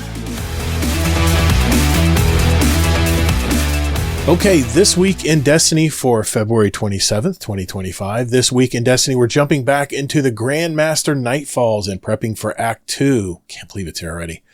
While we're eager to continue to the Heresy story in Act 2, we're taking this week to enjoy some GMs, chase a few God rolls, which I heard is the Palindrome, and prepare before we continue our journey. Oh, and if you're wondering what's coming in Act 2, don't worry. We got you covered with our upcoming developer live stream. So that is going to be Tuesday, Reset, March 4th at 10 a.m. Pacific. So that's going to be Reset basically for us. 10, 11, 12, 1 p.m. Eastern time. They're going to give an in-depth look at Heresy Act 2. The dev team will be taking you through the new activity, gear, and rewards you can look forward to when Act 2 launches on March 11th. We'll also look ahead with a small preview of Act 3. I know some of the weapons for Act 2 were leaked a little bit, so I'm curious to see what they show on Tuesday as well. And of course, you'll get a cool emblem if you jump in and watch at least 15 minutes. It's called the Portable Power Emblem. It is a Twitch drop, so make sure you're tuning in to Bungie through Twitch to make sure you get your credit for that. I love their drops. I just about have all the emblems. A gaze at your moments of triumph for 2024. It's a time where we take a moment to reflect on the past year and celebrate everything you've accomplished this year. Guardians conquered exotic missions, dungeons, a raid, and even defeated the Witness in Excision. As far as impressive accomplishments go, it doesn't get much bigger than that. Moments of Triumph returns March 4th with 33 challenges from the past year and a set of rewards to earn. You can earn access to the new 2024 Moments of Triumph t-shirt probably, as well as the Techno Protection Ghost Shell and Flag Bearer Sparrow. If you manage to complete 26 of the 30 challenges, you'll earn the MMXXIV title and access to the title pin. I'm very good with the triumphs. The Moments of Triumph. I think I've got a lot of the titles for this. If you get 5 triumphs complete, you'll gain access to purchase the 2024 Moments of Triumph t-shirt, 14 triumphs, the Techno Protection Ghost Shell, 21 triumphs, the Flag Bearer Sparrow, and 26, of course, the seal and the title, and of course the title pin if you want to get that. It does look pretty good. This t-shirt does look really nice. Gotta admit. Even the pins look really nice. You guys can go to Bungie.net if you want to see the rewards for the Sparrow and the Ghost Shell. They look pretty good. Definitely different. Trials of Osiris is back tomorrow after 1 week hiatus to give Iron Banner a space it deserves. Trials of Osiris is back tomorrow, February 28th, as we record this on February 27th. While we usually leave maps and rewards as a Friday surprise, we wanted to give you a small look ahead as we continue to celebrate our changes to the Lighthouse and reward story in the Trials playlist. And if you remember from 2 shows ago, I had a very easy time going to the Lighthouse. Not pumping my chest. I'm just reiterating how easy it was. It took me an hour and a half to get my 7 wins playing solo without the sound on. I'm not saying that to brag. I'm just saying if you run in there and you work, well, if you work together with the 2 other people that are with you, you can give yourself a good chance to get wins. The lighthouse. Well, yeah, and you just need the 7 wins now versus flawless. So yeah, of course, it's so much easier. Flawless was tough for me to do solo because I would get the 6 wins, and because it was card based, you would get all the sweaty games. You would get all the people that were sitting on 6 wins straight, and I just couldn't do it. It was luck of the draw whether I got a killer team or not, and 9 times out of 10, I did not get the killer team, so that you could help out. The Lighthouse Passage, if you're looking for more traditional passage that offers a trip to the lighthouse and a chance for adept weapons, then the Lighthouse Passage is for you. Getting a shot at adept loot is a lot more straightforward with the new system. I mentioned that 2 weeks ago. All you have to do is pick up the Lighthouse Passage at Saint Spot in the tower and get 7 wins, period. Each consecutive win on the way to the lighthouse adds an incremental chance for more and better rewards. If I remember correctly, I got 4 wins in a row before I hit a sweaty team. In the tower and 7 wins. Each consecutive win on the way to the lighthouse adds an incremental chance for more and better rewards, with 3 wins in a row guaranteeing a depth from the chest. Did you get 5 consecutive wins without a loss? When you reach the lighthouse, you'll unlock the Trials Glow and have a shot at earning Trials Ship or Sparrow. And I didn't get the glow because I went to 4 wins in a row. Going flawless, 7 wins in a row with no losses still gives you the most. If you haven't earned the longest streak, you can reset your passage and try again. Or once you have visited the lighthouse, you can keep playing on your completed passage with increased chances of post-game loot based on your longest win streak you have earned through the week. A 4-win streak gives you a chance at adept weapon drops, and win streaks of 5 or higher grant you chances for exclusive rewards. Believe me, every game you're going to get an engram, you're going to get some weapons, even a piece of armor. It seemed like every game I completed, there was something you were getting. Just like if you're playing regular Crucible, it was really nice. Well, yeah, this is a lot like how PvE's been for a while. Like, yeah, it is. If you go into like Nether or seasonal activities, they rain loot on you on the basic version. No doubt. However, if you're going to do expert Nether, they rain times 2 loot on you. Yep. And it's the same thing with this. The amount of loot you're getting normal, non-flawless, is way more than before. But yet, if you go flawless, it's even more than that. So yeah, I got 5 straight wins, and I was so mad because Nice. my 6th match was so sweaty, Mhm. but it was amazing. I actually like the new way they're doing trials. It's pretty cool. I like it. It's so friendly to anybody who wants to just dive in and start learning how to play it. It's really nice. I've been playing comp forever, so it's just like playing comp. It's just a little higher stakes. But if you do not want to go for the lighthouse, you just want to kind of get your feet wet, there is the Trials Passage. You get some regular weapons, finish some challenges, take a shot at the Trials Ghost, and you have a more chill matchmaking experience. The regular Trials Passage may suit you best. While this passage won't take you to the lighthouse, you'll rake in some great loot playing at your own pace, and there's no really wrong way to play. And not to mention, you're getting engrams, and you're progressing the seasonal bar on the Trials vendor at the tower too, which unlocks more weapons and stuff as well. Next Friday, March 7th, will also be the start of Fun Trials Weekend, as you'll have your first crack at earning a Adept version of the powerful new sniper rifle Keen Thistle. Adept Keen Thistle with Lone Wolf and Closing Time. Yes, please. Or if you want to meme a bit, triple tap and 4 times the charm can make a magazine for nearly limitless mistake. That's the one I think I got when I played for PvE. It's really good for DPS damage and stuff. Even if you question your abilities with a sniper, we highly recommend getting your hands on this. Maybe it will convert you. I did get a couple of these, and it looks really nice. It's a Haka frame. So I haven't tried it a whole lot yet, but I just got a couple of them sitting in my vault. Outside of Trials, we do have another fun mode returning for the duo fire teams among you. We're going to have a 2v2 clash next week. Boy, that brings back memories.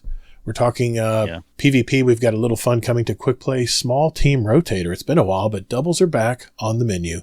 Next week, 2v2 Clash returns. Grab your favorite buddy and jump on in. Warcry, where you at? As you play, you'll notice a unique modifier that makes you feel slightly different than your Rumble or 6v6 Clash match. You gain extra flinch resistance when you're near your ally, but gain increased sprint speed when separated. Interesting. Will you hold your hands with your partner or aim for some cheeky flanks on the battlefield? We all know I'm going to flank. Show your strategies. Maybe you'll land a spot in the future movie of the week. All right. Sundren Docton show match schedule. They're having a speed run show match that's going to be continuing this week coming up. Let's see. Germany, Brazil, USA, France, UK, Poland. Several countries, are being represented here. You can see the whole schedule on Bungie.net. The participating teams will also have their Osmium Air emblems to give away too for the streamers out there. Destiny 2 Heresy Fashion favorites. That the results of that is also there in the Destiny blog for the week. Player support report. Kingsley. Shit's broken.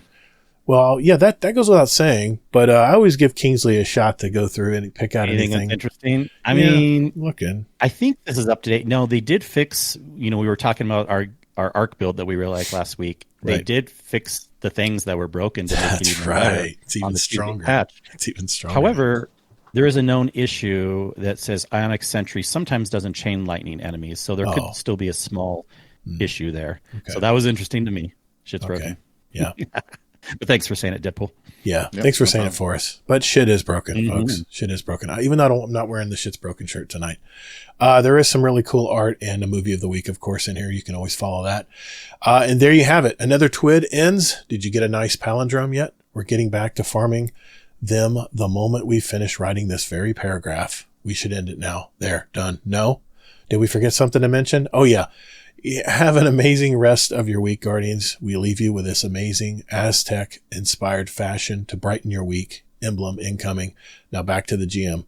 Bet we can do a sub 15-minute run. Destiny 2 community team. Thank you, Destiny 2 community team. As always, thank you for communicating with us every week. So many games don't do that. And Bungie's always prided themselves on talking and communicating with their community. So I always like to acknowledge the team for continuing to put out the weekly blogs. All right. And there is one other thing. Oh, sure. Go ahead. They did forget something, actually, because there's some late breaking news. They came out with a tweet today. You're not going to like this, but Redrick's S-Stock pulse rifle is getting quite a nerf. Oh, crap. I've been using that a lot. They said, wait till you hear all this. Oh, no. I don't know if you saw this news today yet. We understand that this weapon shipped a little hot in the Crucible. The following changes are also being planned for Act 2. Tuning sword logic damage against players in PvP. Additionally, we'll be adding this perk to more weapons in the future and need it to be in line with our other damage perk options in the PvP sandbox, but it will not be affected in PvE. Good. Additionally, they're going to be reducing the handling stat on it. Additionally, they're going to be walking back some of the buff that lightweight pulse rifles received in the Destiny 2 update 8153. So sad. Quite a few things they're doing. They said it'll still perform better than the pre-buff, but they're reducing the damage a bit to lower some, of the forgiveness. Damn. That pulse rifle's really good too. Destiny really fun. The fun police is here. Yeah. What are you going to do? And another you thing, don't say that against shotguns and not pulse rifles, to be fair. So yeah, that's true. They're being fair. That's true. Oh, well. Did you guys know that Paladron actually changed too? It's not a void weapon no more. It's an arc weapon. I know. It's arc. Really? Yeah. Okay. Mm-hmm.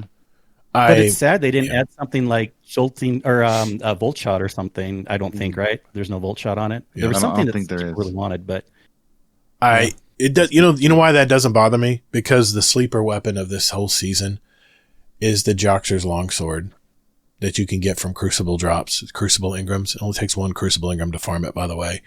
I have a destabilizing rounds repulsor brace build that I plan on using in the next raid I decide to jump in, which we need to get on that, Kingsley. Also, I've got Headseeker, gut shots, sight straight. I've got another Headseeker roll as well with Demolitionist. So that's what I've been really aiming for. I mean, I ran my 3 comp matches this week and I got a terrible roll of the Redrick's S-Stock. So c'est la vie, whatever. That's the way it is. Thank you for brightening my night, Kingsley. I was in a better mood a minute ago. I didn't see that tweet, by the way. I do know that I did see a tweet from Destiny, one of the Destiny channels that they're having another collaboration coming up soon. I didn't see which one, but go figure. Do you know what it is, or no? I don't even recognize the game, so it doesn't matter. Okay, doesn't matter. It's some kind of animated game. I don't know. Anyway, I just play Destiny. Okay. Onward we go to the final story of the night, and that is going to be me. And I'm going to stir the pot tonight because me and Kingsley have already gone head to head on this topic. But I'm curious to see what curious to see what Deadpool thinks of all this. So we'll be right back after this mandatory bathroom break. Remember the days of listening to your favorite radio station and chilling out by the pool, or maybe rocking out in your car singing to those songs you knew by heart on the way to work, only to be interrupted frequently to annoying ad breaks? Today it seems like there's just as much advertising as there is music, and why podcasts have become so popular. But I see more and more podcasts following that same trend, and it seems the corporate machine is slowly intruding into your listening space. This is why podcasts are so great, because we don't have to accept this, and thanks to our Patreon community, we won't be placing any outside ads or promotion into our show. So continue to enjoy our conversations ad-free. If you would like to join our Patreon community, check out GuardianDowncast.com and hit the Patreon button to find out more and how you can help out. Later, Guardian. I am going to finish up the night with our final story of Around the Roundtable tonight. I read an article this week that how about a once very popular first-person shooter, free-to-play, the first Transcendent, after only 7 months, has lost 96% of its live service player base.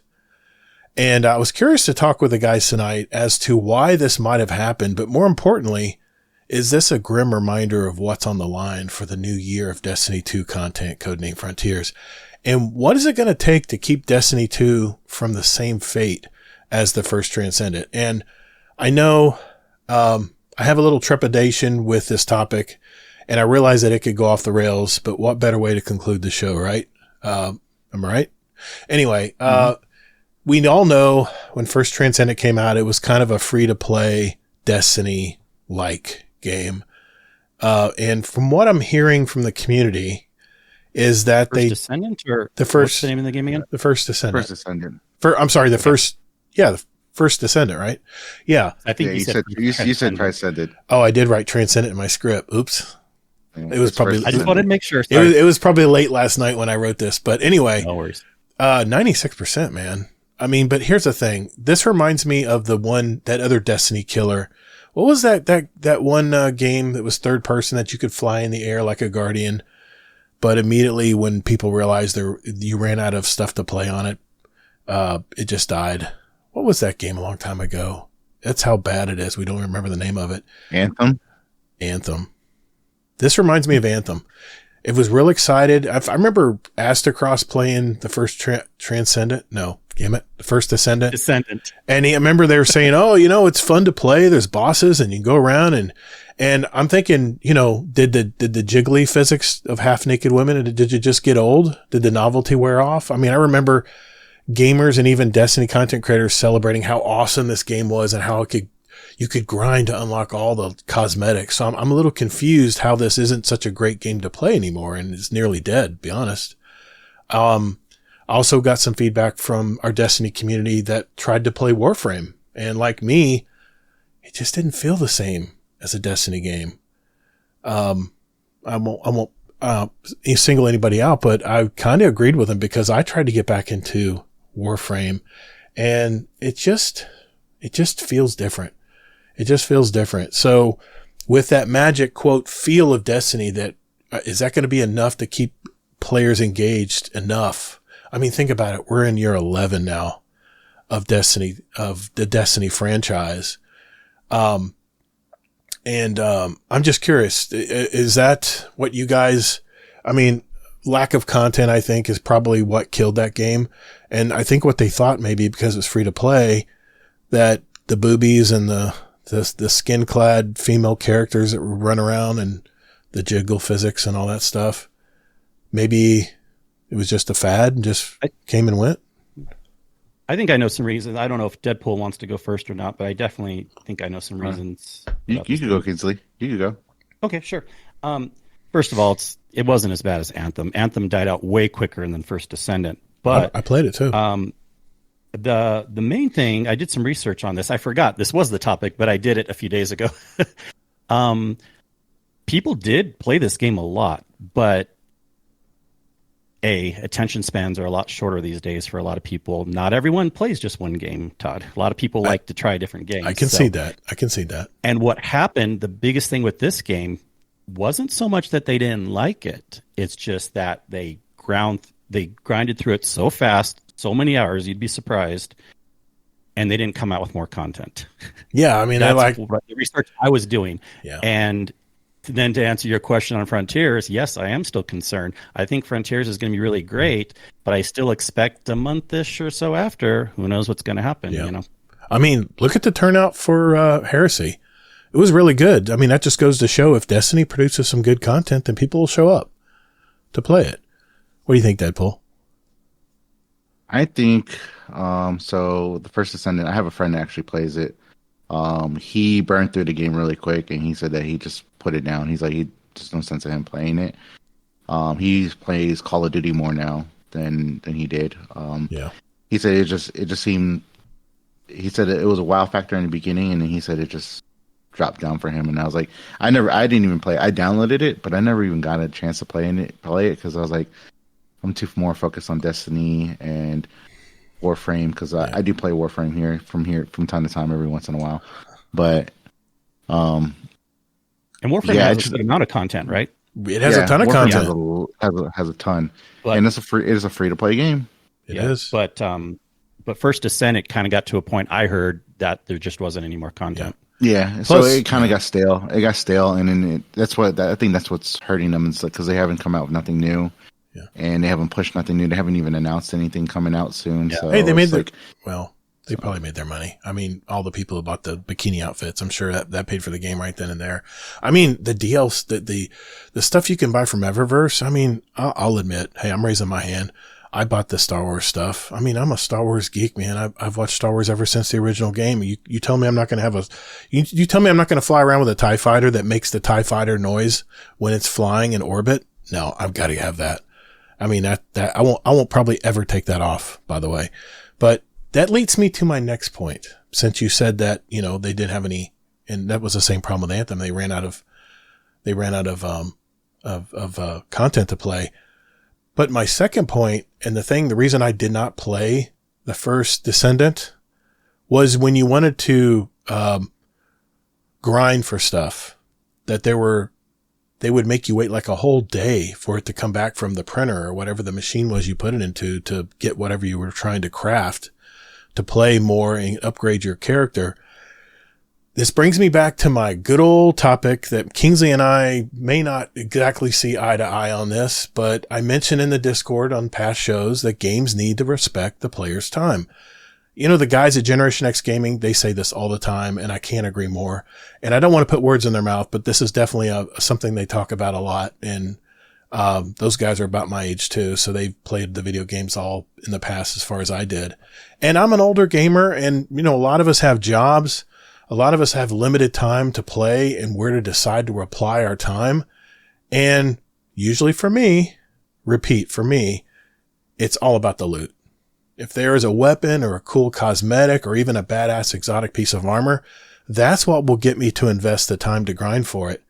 And don't get me wrong, Kingsley, I know I love the story as well, but you can only play out that story one time. So what is in the game that will keep you playing? I mean, you last week played Iron Banner to get that one weapon that you wanted for PvE. Case closed. I mean, that was one of the reasons. Okay. I very rarely do that. Okay. You don't, you do rarely do that. I prefer content. And when I heard you played Iron Banner because you wanted that trace rifle, I was like, maybe there is something to this loot thing, but it is a looter shooter game. And if we're not continuously chasing loot in Destiny 2, then why are we playing the game? So all I'm asking is, like, for instance, the 18th Ingram farming, and I finally got the trace rifle I needed from Iron Banner, and I don't know if I'll use it or not, but I have it. But at what point do we decide that after 30 tries in a raid, when we don't get the damn shotgun in the Ron raid, do we decide to just say hell with it? I don't need it that bad. At what point, where does Bungie tweak it where at least it'll default to a mission or something where we put the time in. Now here's a direct mission you can play if you really want to get that exotic and you've put your tries in to try to get it. That's where I think Bungie goes wrong a lot of times. And I have a third point, but I want to let you guys comment. Well, this is funny because, again, the people they did grind and get all those weapons tons and tons of time in First Descendant. They didn't leave because of that. They liked the grinding. They left again because there wasn't more content. So it's different for everyone. Some people like actually a free-to-play game because they don't want to spend as much money up front. And they have, there's kind of these things in our life where when you're young, you have less money and more time. When you're older, you have more money and less time. So in different age groups and in different personalities, there's different ways to value your time. So we can't make a general statement for everyone. We can only say what works for us. Yep. And I think there's a lot of people that Warframe does respect their time, or games like First Descendant does respect their time. They didn't leave because they didn't respect their time. They left because they got everything now and they're bored and there's no new content. I heard content creators that said, I tried, it never dropped for me. And I said, fuck it, I'm done. Oh yeah, there are some people like that, but you can't think that's the majority or everyone. That's all I'm saying. But my question is how long do we pull down on the slot machine until finally we're just like, you know what, I'm broke? You obviously not that much, but a lot of people are okay doing that for a long time. Yeah. Different players. There's some people out there that just want to keep on continuing chasing for those weapons. Like, for example, I don't mind that. Like the Vex Mythicast. I got on my third run, but there's other people that still haven't got it, but they're still trying to do it. And now that they added red borders to craftable weapons, Glass, imagine that. Now makes it even more, gives me more incentive to come into it. So I feel like with all this, having that extra loot and stuff like that, and making things different, like bringing back craftability too and RNG. I love both. Like, don't get me wrong, I like both. Because I'm gonna grind for the weapon either way. I'm gonna go grind for the weapon. As far as those other two games, Warframe, I had no problem with the crafting in Warframe. It does take. There's some things that take long. Mm-hmm. Some things you got to wait a whole day for. But sometimes it's worth it because you can go and do something else. Just because you're trying to get unlock another character or another, thing in that game, you can go and start collecting for another character or collecting for another tenno, like they say. So you can actually. You can do stuff like that. Oh, it takes 3 days, Scarlet. It can take up to 3 days, but some of the stuff like it doesn't take long. Some of it doesn't take long. Some of it's fast. But some of it does take long. So it's just it takes you have to have patience sometimes. If you're patient with the game and you love the game, you're going to do whatever it takes for you to get what you want to do and play out that game. But then for like me, I don't like that as much with free-to-play games, but I get it why other people do. For me, it's just more like I would rather it's not so much the patience of getting something on an RNG drop, but I would rather just do an activity over and over, eventually get the RNG drop, rather than waiting to craft something, having to wait a day or whatever, where I can't be doing another chance right now. I don't want to be waiting time-wise. I want to be waiting activity-wise, doing another activity. And so for me, that doesn't work as well. But I totally get why other people, because it's a free-to-play game and there's so much content. And especially when you're younger, I'm not saying older people wouldn't be into that, but I think these games can be really appealing because you have so much stuff you can do for free. And if you're willing to just put the grind in, it's worth it for you. All right. I'm going to say it again. I know that Bungie's walking back its stance on crafting seasonal weapons and doing things a bit differently by showering us with more loot, like you said, in the Nether, on the Dreadnought. But getting more chances for that role you're looking for, will that work in the future, or does Bungie need to continue to offer crafting? Because here's the thing. I've got some really good roles from the Nether, and I'm like, great, got it, put it in my vault. When I'm ready to use it, I'll grab it. But what happens when Bungie decides to switch up the sandbox and all of a sudden that weapon's garbage? That's the only reason really why I really think they should allow crafting with everything in the game. whatever we want to decide to grind for to get. I mean, if red bars are really tough to get, I mean, one article was stating this week that why do they still have harmonic balancers in the season pass when they don't have seasonal craftable weapons anymore? Because there's weapons I still don't have all the frames for that I want to craft, and I've been saving those up. I've been hoarding those things, just deciding what I want to get. There's a lot of raid weapons that I still want to craft as well, especially from Deepstone Crypt.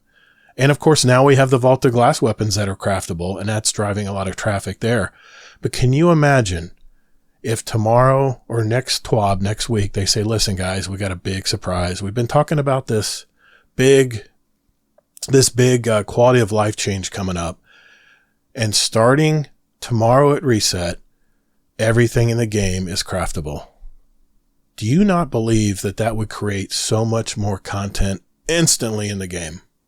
And how many people would drive to get those weapons, and get those frames, and then not only get the frames to be able to craft it, and then have to level the weapon up so they can have all the variety of enhanced perks and stuff that they want to add later? Wouldn't that create like instant?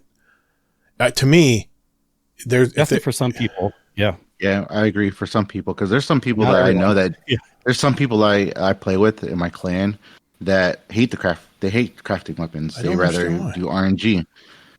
They rather get the RNG drops. And then I got other people in my clan that like crafting, and they're like, oh, let me go craft this. And but you got to remember is everybody's perspective is a little bit different on how they like to play the game. And that's okay to be different, but you can't think that your idea should be the way for everyone. It's like, because I think it's right, everyone thinks that way, Well, here's the thing, Kingsley. If they brought back crafting, guess what? You're still going to have drop random weapons, RNG, and they may not have red, and they may not have. And guess what? Another part of RNG is getting that red bar. And to me, when I get a red bar weapon, I'm like, ooh, let's hang on to this one. Let's go ahead and strip this weapon frame off, because that means I have 4 more I got to find so I can finally unlock and craft this weapon. And I mentioned it in several shows ago, and I don't want to be the one that beats the drum all the time. I wish I could get off this topic. You do. I still do. I know. Probably going to drive. Kingsley will probably have enough one day and just drop his mic and say, I'm out of here. But I never will. But my point is why can't we have both? Why can't we have, for people who want to grind out the frames, have the craftability? And when the sandbox changes, whether it's in the Nether or whether it's in Crucible or whatever, or this new event that they're going to talk about next week for Act 2, if they decide to, and they always do changes mid-season for all the weapons and a lot of the perks on the armor and stuff, it just makes sense to me. It's such low-hanging fruit, man. It really is. And then guess what it does? As an ancillary benefit, you're alleviating all of that vault space. Right now that I have 5 of these random drop weapons with all kinds of different roles depending on how I want to use it. And if, just in case, the sandbox decides that perk is going to be God tier next season. That's what holds me back on that. And I'm just saying, why can't we have both? I mean, we have in the raid. Well, you did answer that kind of. Yeah, well, in the raids, they're making raid weapons craftable, and that's one way to drive people to go back and play the old raids. And that was great. It's a great thing they did that. I think I'm sure they were really thoughtful on it. They are still doing both. I know not the way you want. I fully admit that, but you just have to wait to do the crafted. They said that in future seasons, the weapons that were RNG only will then eventually be craftable. I feel like I get it. You can't make everyone happy, and this is not like this idea is better. I'm just saying I feel like it's what I prefer, but I'm not saying it's better. It's only better for me. Yeah. But I feel like Bungie was probably thoughtful about it. It's not like they just, we're just going to throw shit at the wall. Like if they were just throwing shit at the wall, then they probably would have gone purely one way or the other. But the fact that they actually thought it through, and you're like, okay, the game started as a RNG looter shooter. That's its base mentality. They introduced crafting later, but they felt like maybe they did a little too hard on that. But now they're kind of in this middle ground where it's still RNG at first in its base sense, but it will eventually be craftable, getting those weapons later. I know you don't like that. I'm not saying it'll even stay that way long term. I don't think it's going to be changing this quickly, though, because the fact that they wrote that statement, it was in November or whatever, not too long ago, I really can't see it changing, yet, but maybe ask us in another year. It might change then. So you can't say they don't have both. They just don't have both as quickly as you want. You know, the crafting comes later. It doesn't come at the same time. But another thing I'm referring to is they've had 2 really good world drop weapons, brand new weapons this season. One of them I got, and it dropped when I turned in an Ingram at the Cryptarch, and it actually has a good roll. It's called Admetus D. It's a scout rifle. It's a 150 high impact. It has withering gaze and rapid hit, which that sounds like a lot of fun to use. And it is void, which is going to go great with my Nova builds and my destabilizing round stuff and my Devour builds and for my Warlock. But what about those weapons? That's just strictly RNG. And from what I hear, there's an SMG that's pretty decent too. That's out there. Yeah. All the new stuff is RNG right now, and then it comes craftable later. I'll see it when I'm trying to do. I'll believe when I see it. They're trying to focus on having people enjoy the weapons. What I think, instead of everybody grinding to get the crafted ones, they want you to enjoy all the different perks and all the different things that you can get on the weapons. Because if you just go craft the weapon and right away, you don't really get to try out the different perks. You don't really get a feel for all the different perks and see how they actually work. You can, but you're right. You're probably going to only go after a couple of god tiers or something. Yeah. Yeah. Because most people, when they craft weapons, what do? They go for a god roll. They just craft the god roll most times. Yeah. And they don't even try any of the other perks that come with the weapons. So I think that's why they're trying to limit it to that, so that way you can actually try all the different perks. I thought about that before. That's interesting. Yeah. I mean, if you think about it, yeah, you have weapons are always upgrading, especially when they rebring the Nightfall weapons. Mm-hmm. They always changing something in the Nightfall weapon. We just talked about Paladron, how they switched to Arc. Arc, yeah. You know, it was void. It was a void. Mm-hmm. A lot of weapons used to be different perks, like the Aikilo's hand cannon. You could change that. You could change it to solar. You could change it to arc. You could change. I still have one of each. And when they change it now, it's void. It's straight void. So, but I think what it is they're trying to get you to feel the different perks and stuff like that before they actually allow you to. Hey, now you can go create your own god roll. Like, okay, yeah, crafting. We will eventually let you craft the weapon, but we want you to try all this versus everybody just getting all the frames and then making the god roll.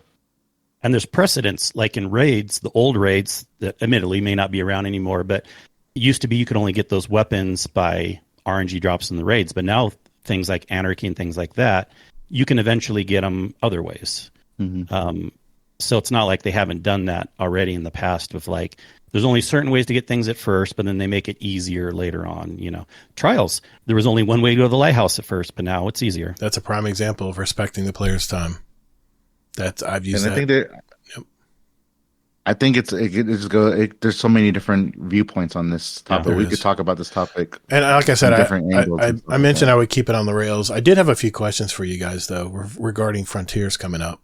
I mean, because this is supposedly the new saga coming up, right? We're kind of in a holding pattern right now, just kind of a prologue. We're kind of just going through the motions. You know, they're creating some fun activities. The Nether is a lot of fun. I've run it several times with Sen and Kingsley, and I've had a lot of fun playing it. I have. We should do an extra sometime. It's not that hard. It's a lot of fun. I will. And you get twice the loot. And one thing it's definitely with the craftable weapons in Vogue and the other raids as well. I've gotten the itch to raid again. And, I want to start, what I'm thinking about doing is I want to start having like a weekly raid. And I know there's some people in our Discord that run raids every week with groups, bringing new people in and running stuff. And that's fantastic. And shout out to all those people, great Sherpas and stuff. I've been doing less Sherping these days, but I'm glad there's so many people in the Discord that love raiding still and doing all that. But I'm getting that itch again to start jumping into a raid. Now, when I say jump into a raid, I'm not talking about spending 3.5 hours helping 5 people get through a raid. I just don't have the time to do that anymore. But what we're thinking about doing is having like a dedicated raid team or a raid team of people who definitely know and run the raids and can get through things, and maybe bringing in maybe 1, possibly 2 at the most, of someone who has never run the raid before that wants to run through it. And we did that with, was it Barrel Barley couple weeks ago on the Vault of Glass? That was a lot of fun. We ran through it quick. all 5 of us knew what we were doing, but we left enough space for Barrow Barley to enjoy himself and Allocate and Ronan and, was it HD? Tech? HD, was he in there too? We had a lot of great members in there that all took turns explaining all of the parts of the raid. And I thought that was a lot of fun, but the days of, unless it's like a day 1 raid, the days of running into raids and spending 3 hours in there, I just can't do that anymore. But I'm really getting the itch to get more of a dedicated team together. And I think we've been kind of working on it on the back end. We're not there yet, but, to possibly. Now that they do have the craftable weapons, I'm glad for you. And let's get you in the raid and get you all those weapons that you want. Still to this day, it's a hard number 1, number 2, but I love the Garden of Salvation raids. They sound good. They may not be the meta, but they look fantastic. I like the Vex architecture on those weapons, the glows underneath them. But the second one would be, there's a lot of Deepstone Crypt weapons that I want. I want to craft the hand cannon. That's the only hand cannon I really like to use because the sight is beautiful on it. Also the scout rifle, sniper machine gun. Yes, all of them pretty much are good. But yeah. I mean, there's so many.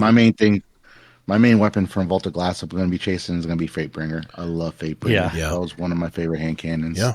So that's the only reason why I want to go into Vault of Glass, just to get that. I had a God Roll Fatebringer from when I ran it when it returned to Destiny 2, and I just hung on to it. But I don't use hand cannons a whole lot, so I think it ended up getting destroyed. But my point is we're getting into a new saga going into Frontiers here, and I'm just a little trepidatious, and I'm a little worried that, man, if it falls flat, if it's not really something that really gets us excited, a new bad boss, a new reason to jump in and kick ass and keep. I think the one thing they're going to have to do, Kingsley, and you see if you agree with me here, I think the days of open-ended stories like the old Destiny, I think those days are gone. They're going to have some kind of linear story. If anything, if we got anything from Final Shape, is the fact that campaign was so damn linear.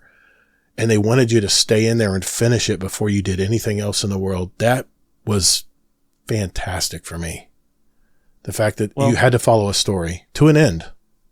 But they did say we're not following. Isn't it more open-ended, right? Yeah. Well, you could choose a route you want to go in. Yeah. You could do whatever step first before instead of going, you do it a little bit differently. But as long as that's at the same time, I just want to see how that's going to actually work, because it sounds good on paper. It sounds good on paper, but we don't know, because Bungie has let us down a few times with some of the content. Don't get me wrong, I love playing Destiny as my main game, but they have let us down sometimes, especially around Christmas time. Christmas time they let us down horribly this past year. Yeah. With all the bugs and everything like that, but I can't just blame Bungie, because they did let go of a lot of people. Yeah, exactly. So there's so many things that make it. Some people like, oh, so Bungie's doing this, and then, oh no, it's so it's so many different things that can make it go wrong. But I'm looking forward to it. My son, who used to play with me, my 17-year-old, well, he's going to be 17. He doesn't find Destiny interesting anymore, because one, he doesn't want me paying for 2 copies, one for me, one for him. Yeah. And then he doesn't find the crafting that appealing. He likes it, but he doesn't find it appealing. And he told me he's like, don't even worry about getting Frontiers. He's like, don't worry about getting Frontiers for me, because he's too focused onto what's the other Fortnite. He's too into Fortnite right now. Yeah. Yeah.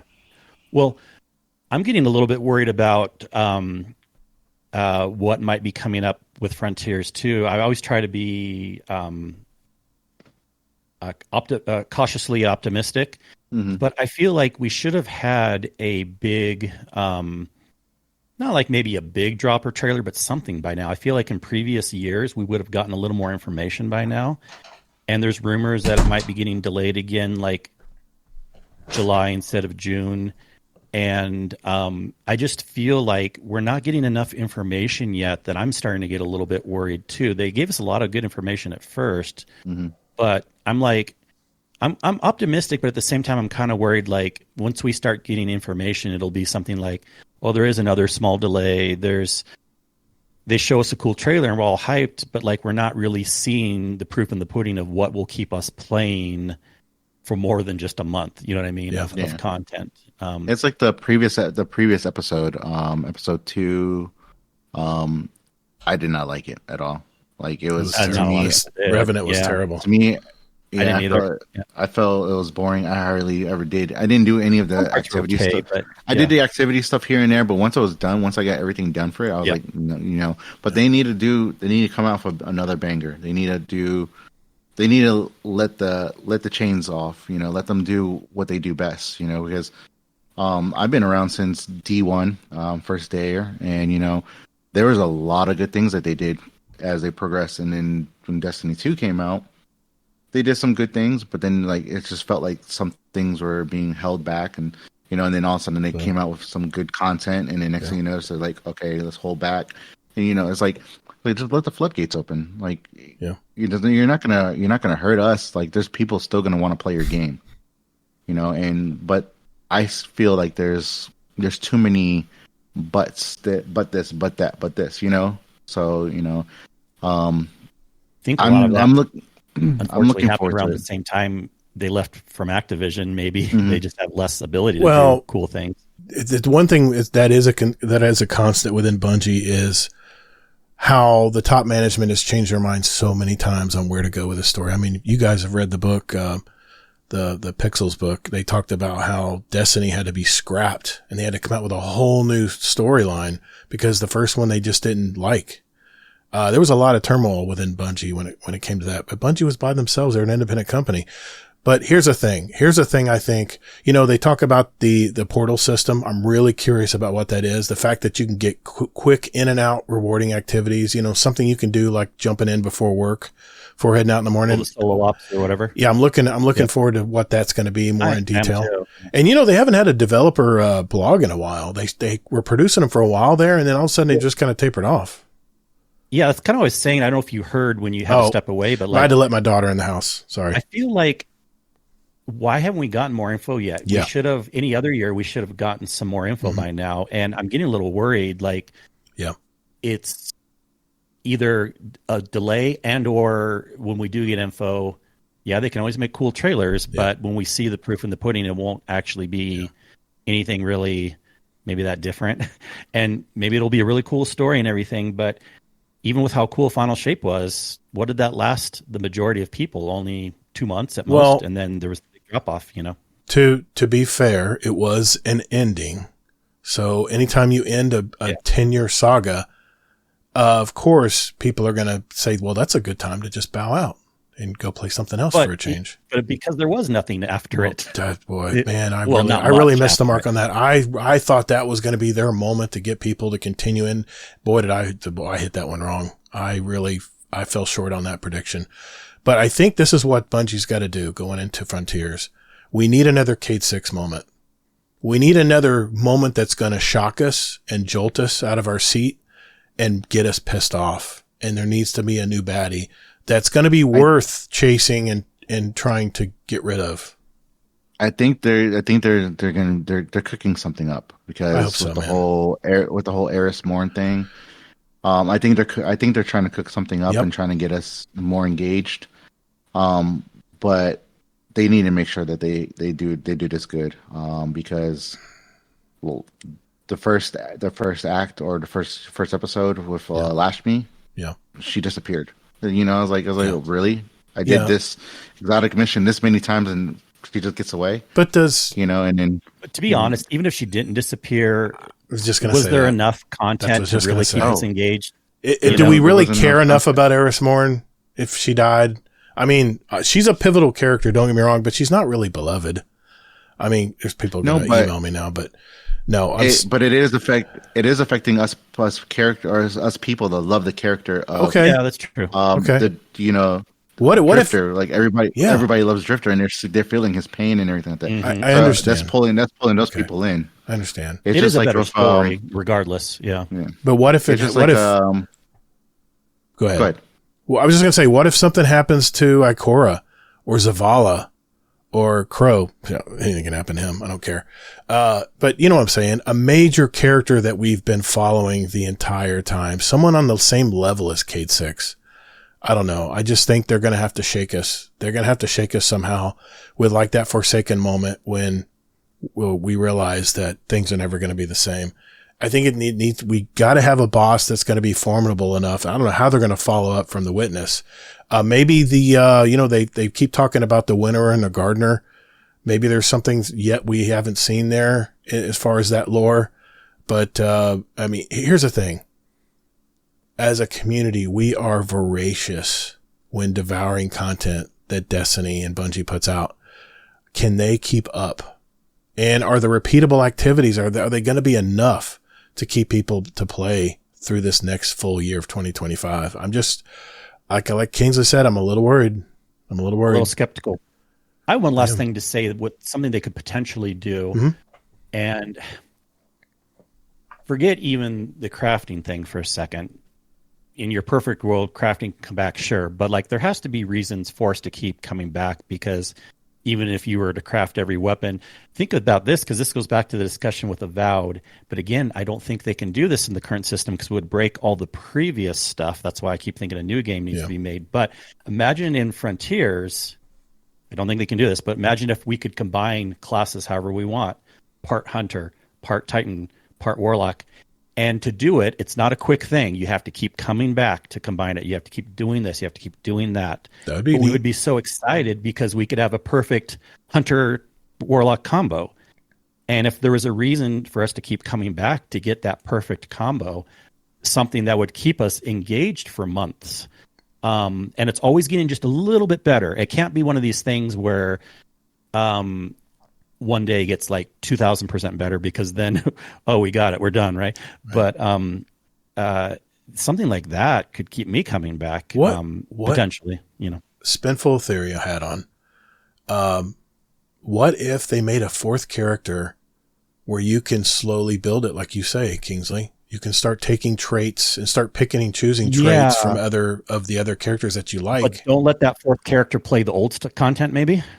I don't know, because I feel like it would break the game, because it would be too powerful, but maybe not. Maybe, what they would see, this is where it comes into, they're not going to go full into it. Like what Deadpool says, if they want it to work with the old content, they're not going to let you pick any combination. They're going to do like the class items where or Prismatic, you'll be picking. They don't want to break the game. Certain things to combine.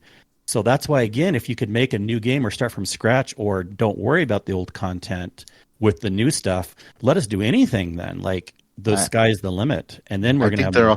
I think they're also limited too, because we still have old consoles. Well, yeah, I know they're going to have to kick those to the curb at some point. No offense to our PS4 and Xbox Ones out there, but it's time. And even when they do, it'll take some time to develop, so little things will be good for the new system. And we're so behind on these things of like. And why they should have kicked the curb a while ago, and why they should have made a new game a while ago. I blame the pandemic. I think the pandemic has something to do with that. I really do. I think that put a wrench in their schedule.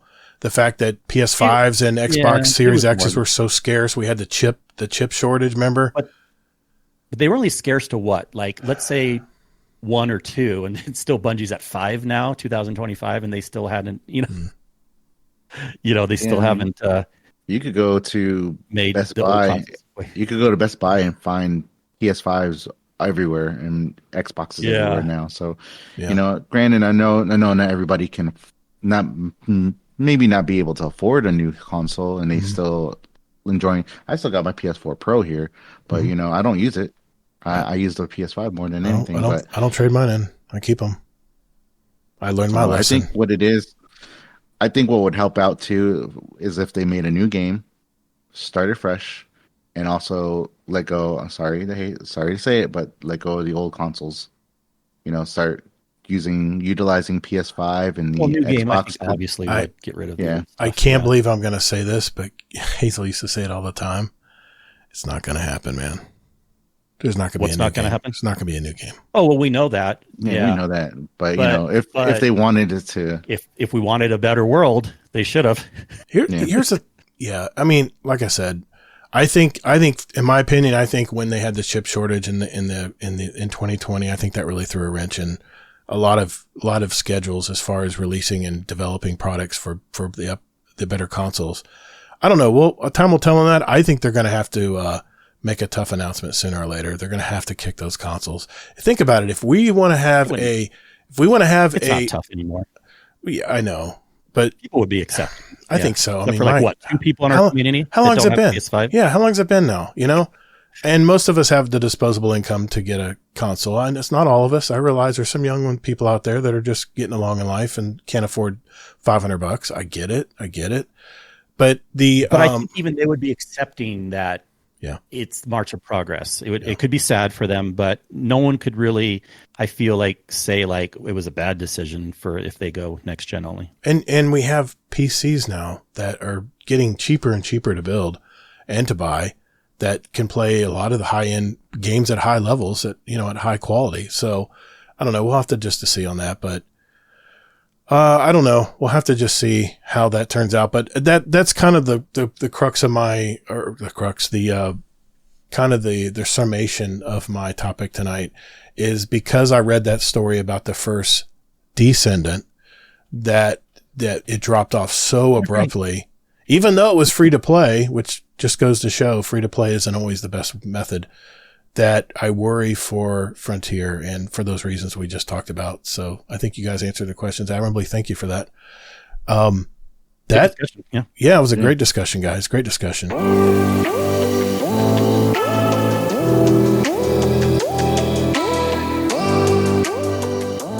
Hey, just a quick reminder that we have several Destiny 2 clans and we invite all of you to be a part of it. If you're looking for a home to share your Destiny experiences, now would be a great time to jump in and get to know some of these great gamers. We're here for the community and friends you make along the way, and no hardcore restrictions. And enjoy what time you have for Destiny is all we ask. So if you're looking for a clan out there, join our Discord. That's discord.gg/GuardianDownCast, and just reach out to a mod and we'll open the door for you. So join us. And later, Guardian. Hey, I wanted to give a special shout out to the patrons of the show. Because they give back to the show and community, they replace the needed funds that we would otherwise have to get from sponsors and other advertisers. And no one likes sponsors and advertisers. Give me a break. I don't like getting interrupted by all that stuff. Do you? Anyway, I wanted to give a thanks and a proper shout out to our Dungeon Champion patrons. That's Technical, Raffi, Deadpool1 Merc, and Darth Noodle. A thank you to our Raid Boss patrons. It's our maximum level patron. That's Jealous, Frostbite, and Amazing Taco King for giving back to the show and community. Remember that all the Patreon funds go right back into the community. Well, I hope you guys enjoyed this week's show. I always like doing these roundtable shows because we can kind of get off the beaten path of talking about Destiny all the time, even though it always seems like we get back to that topic because that's the game we love to play.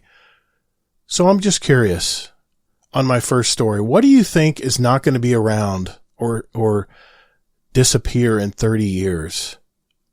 We mentioned a few examples in our show, but what do you guys think? Go to the Guardian Downcast show feedback channel in our Discord, and that's discord.gg/Guardian Downcast if you want to join our community and participate. And let me know what's going to be gone in 30 years. I know there's a lot of blog articles out there that talk about, oh, this is going to be gone in 10 years, or this is going to be gone in 20 years. But 30 years out, I know it's a lot to think about. I'll be well into my 80s, so maybe it won't even matter to me, but I'm just curious what you guys think will be gone in that 30-year period. One article said phones. I don't know. I had a hard time believing that. I think phones are going to be very central to our lives going forward, well into the future. Deadpool1 Merc also talked about how gaming continues to be such a great resource for our veterans out there suffering from PTSD.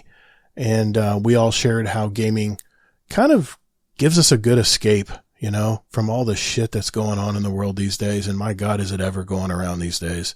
I don't even look at the national news anymore. It's just too scary.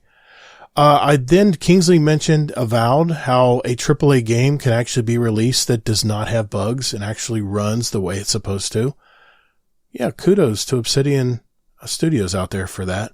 I have yet to play this game, but Kingsley is not one that plays a lot of different games, and he seemed to love it. So, curious, are you guys trying this game? Are you guys playing it? Let us know in the feedback channel. And then finally, I mentioned how it seems live service games have just such a short life and a short shelf life, I guess you could call it. The first Descendant being the example, how they've lost 96% of their player base in not even a year. It's only been 7 months. I mean, I remember when I saw a ton of streamers playing that game, and all of a sudden it's got 11,000 people playing it now. So I think it had a peak of like 275 or something like that. So that makes me worry about other live service games out there. And if Destiny and the Frontiers, Codename Frontiers, if it's going to have the guts to get us through the rest of 2025. And it looks like it's going to happen sometime in July. If you look at the season pass bar, you look at the expiration times for the seasons, it looks like it's going to be a July release, but Bungie's not talking yet. And I'm just curious what they're going to share as we get closer and closer to summer. Well, that's a wrap. Another episode in our collection. For our new listeners out there, we have 292 other episodes with interviews from gamers all over our community. So take a look at those, especially if you're just finding out about us. And if you like what you hear, the only way we grow, guys, is you guys telling another friend or gamer about our podcast. All you have to say is, hey, check out GuardianDowncast.com. That's all you got to tell them. And we thank you for that. A special thanks to my co-host Kingsleymac. You can find him in our Discord. And also a special thanks to our guest roundtabler, Deadpool1Merc. Such a great guy. And he's really been through a lot, being a Marine and with PTSD. And as you probably heard in the podcast, that he's had some mental health issues as well. So I always wish him the best. And I really feel for all our veterans out there who really give the ultimate sacrifice to protect our country. So I thank all of our veterans out there for your sacrifice. You can contact me at ToddtheGatr across all the socials and gaming platforms. You can reach me via email at our podcast email, which is guardiandowncast@gmail.com. Next week, we'll be talking about Act 2. So it'll probably be me and Kingsley coming back next week and talking about that. We'll talk about the developer live stream that happens this Tuesday or tomorrow if you're listening to this on an audio podcast. And, we'll have our opinions on what we think is going to be coming around the bend. It seems like everything's coming at us so fast now, but, I hope you guys can tune in. Remember, we're live every Thursday, 9 p.m. Eastern time on my YouTube channel and live in our Discord stage live channel. So, 2 ways you can hang out and just listen if you like. Remember, as you're playing Final Shape, take breaks, get outside and touch grass. 99 Cap. Hey, remember everybody, we're Guardian Downcast, your stories, your community, and your destiny. And be good to your fellow Guardians in the Destinyverse. Guardians are measured by their ability to come back from defeat. So stand. Fight!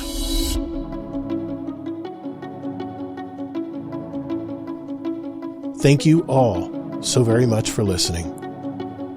And later, Guardian.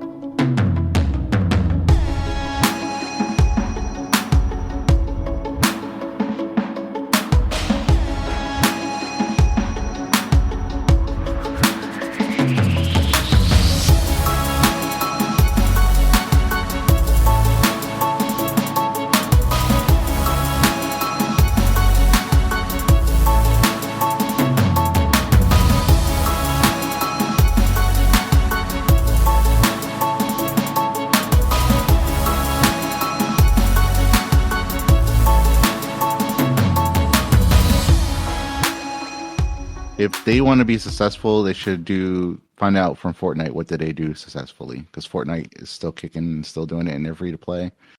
My son always asks, every week, he's like, "Can I get $9? Can I get $9?" And I'm like, "What for?" And he's like, "Fortnite." And I'm like, "Dude, no, I'm not going to be shoving money out into this game." But I think the reason Fortnite is still so good is because so many kids grew up on that game because it's been out so long. I mean, if you grew up playing, I grew up playing Space Invaders. I mean, if they had stuff where I could keep adding into that game, I would probably do it too. I mean, I bought latter versions of Space Invaders as consoles came out because of the loyalty to that game. I don't know, but yeah, JD Kent, the young kids wasting all the money on fondue. I don't think a lot of young hilarious. kids know what fondue is. That is a good comment. Yeah, I keep not checking YouTube as much. I know His comments. No, are I've been tonight. showing it on screen when people are commenting. I try to keep everyone involved that shows up. I know I'm more on the Discord, but I just saw that right now too, and yeah, he was also saying earlier how a lot of younger people may not know what fondue is. We should have described it more earlier, but. Hey guys, great topics tonight. I know we're all a little bit under the weather. I felt a little sluggish tonight too. I apologize for that, but thank you everyone in the Discord and the YouTube channel for coming out tonight. Even though Deadpool 1 Merc was late, I won't let you live that down, man. No, you're good. You're good. Hey, brother. To be honest with you, I took a nap, and the nap was so good. I said, if he fell asleep, son of a bitch, if he fell asleep. Hey, I'm glad you made it because it was a really good episode and discussion. It was. It really was. It really was.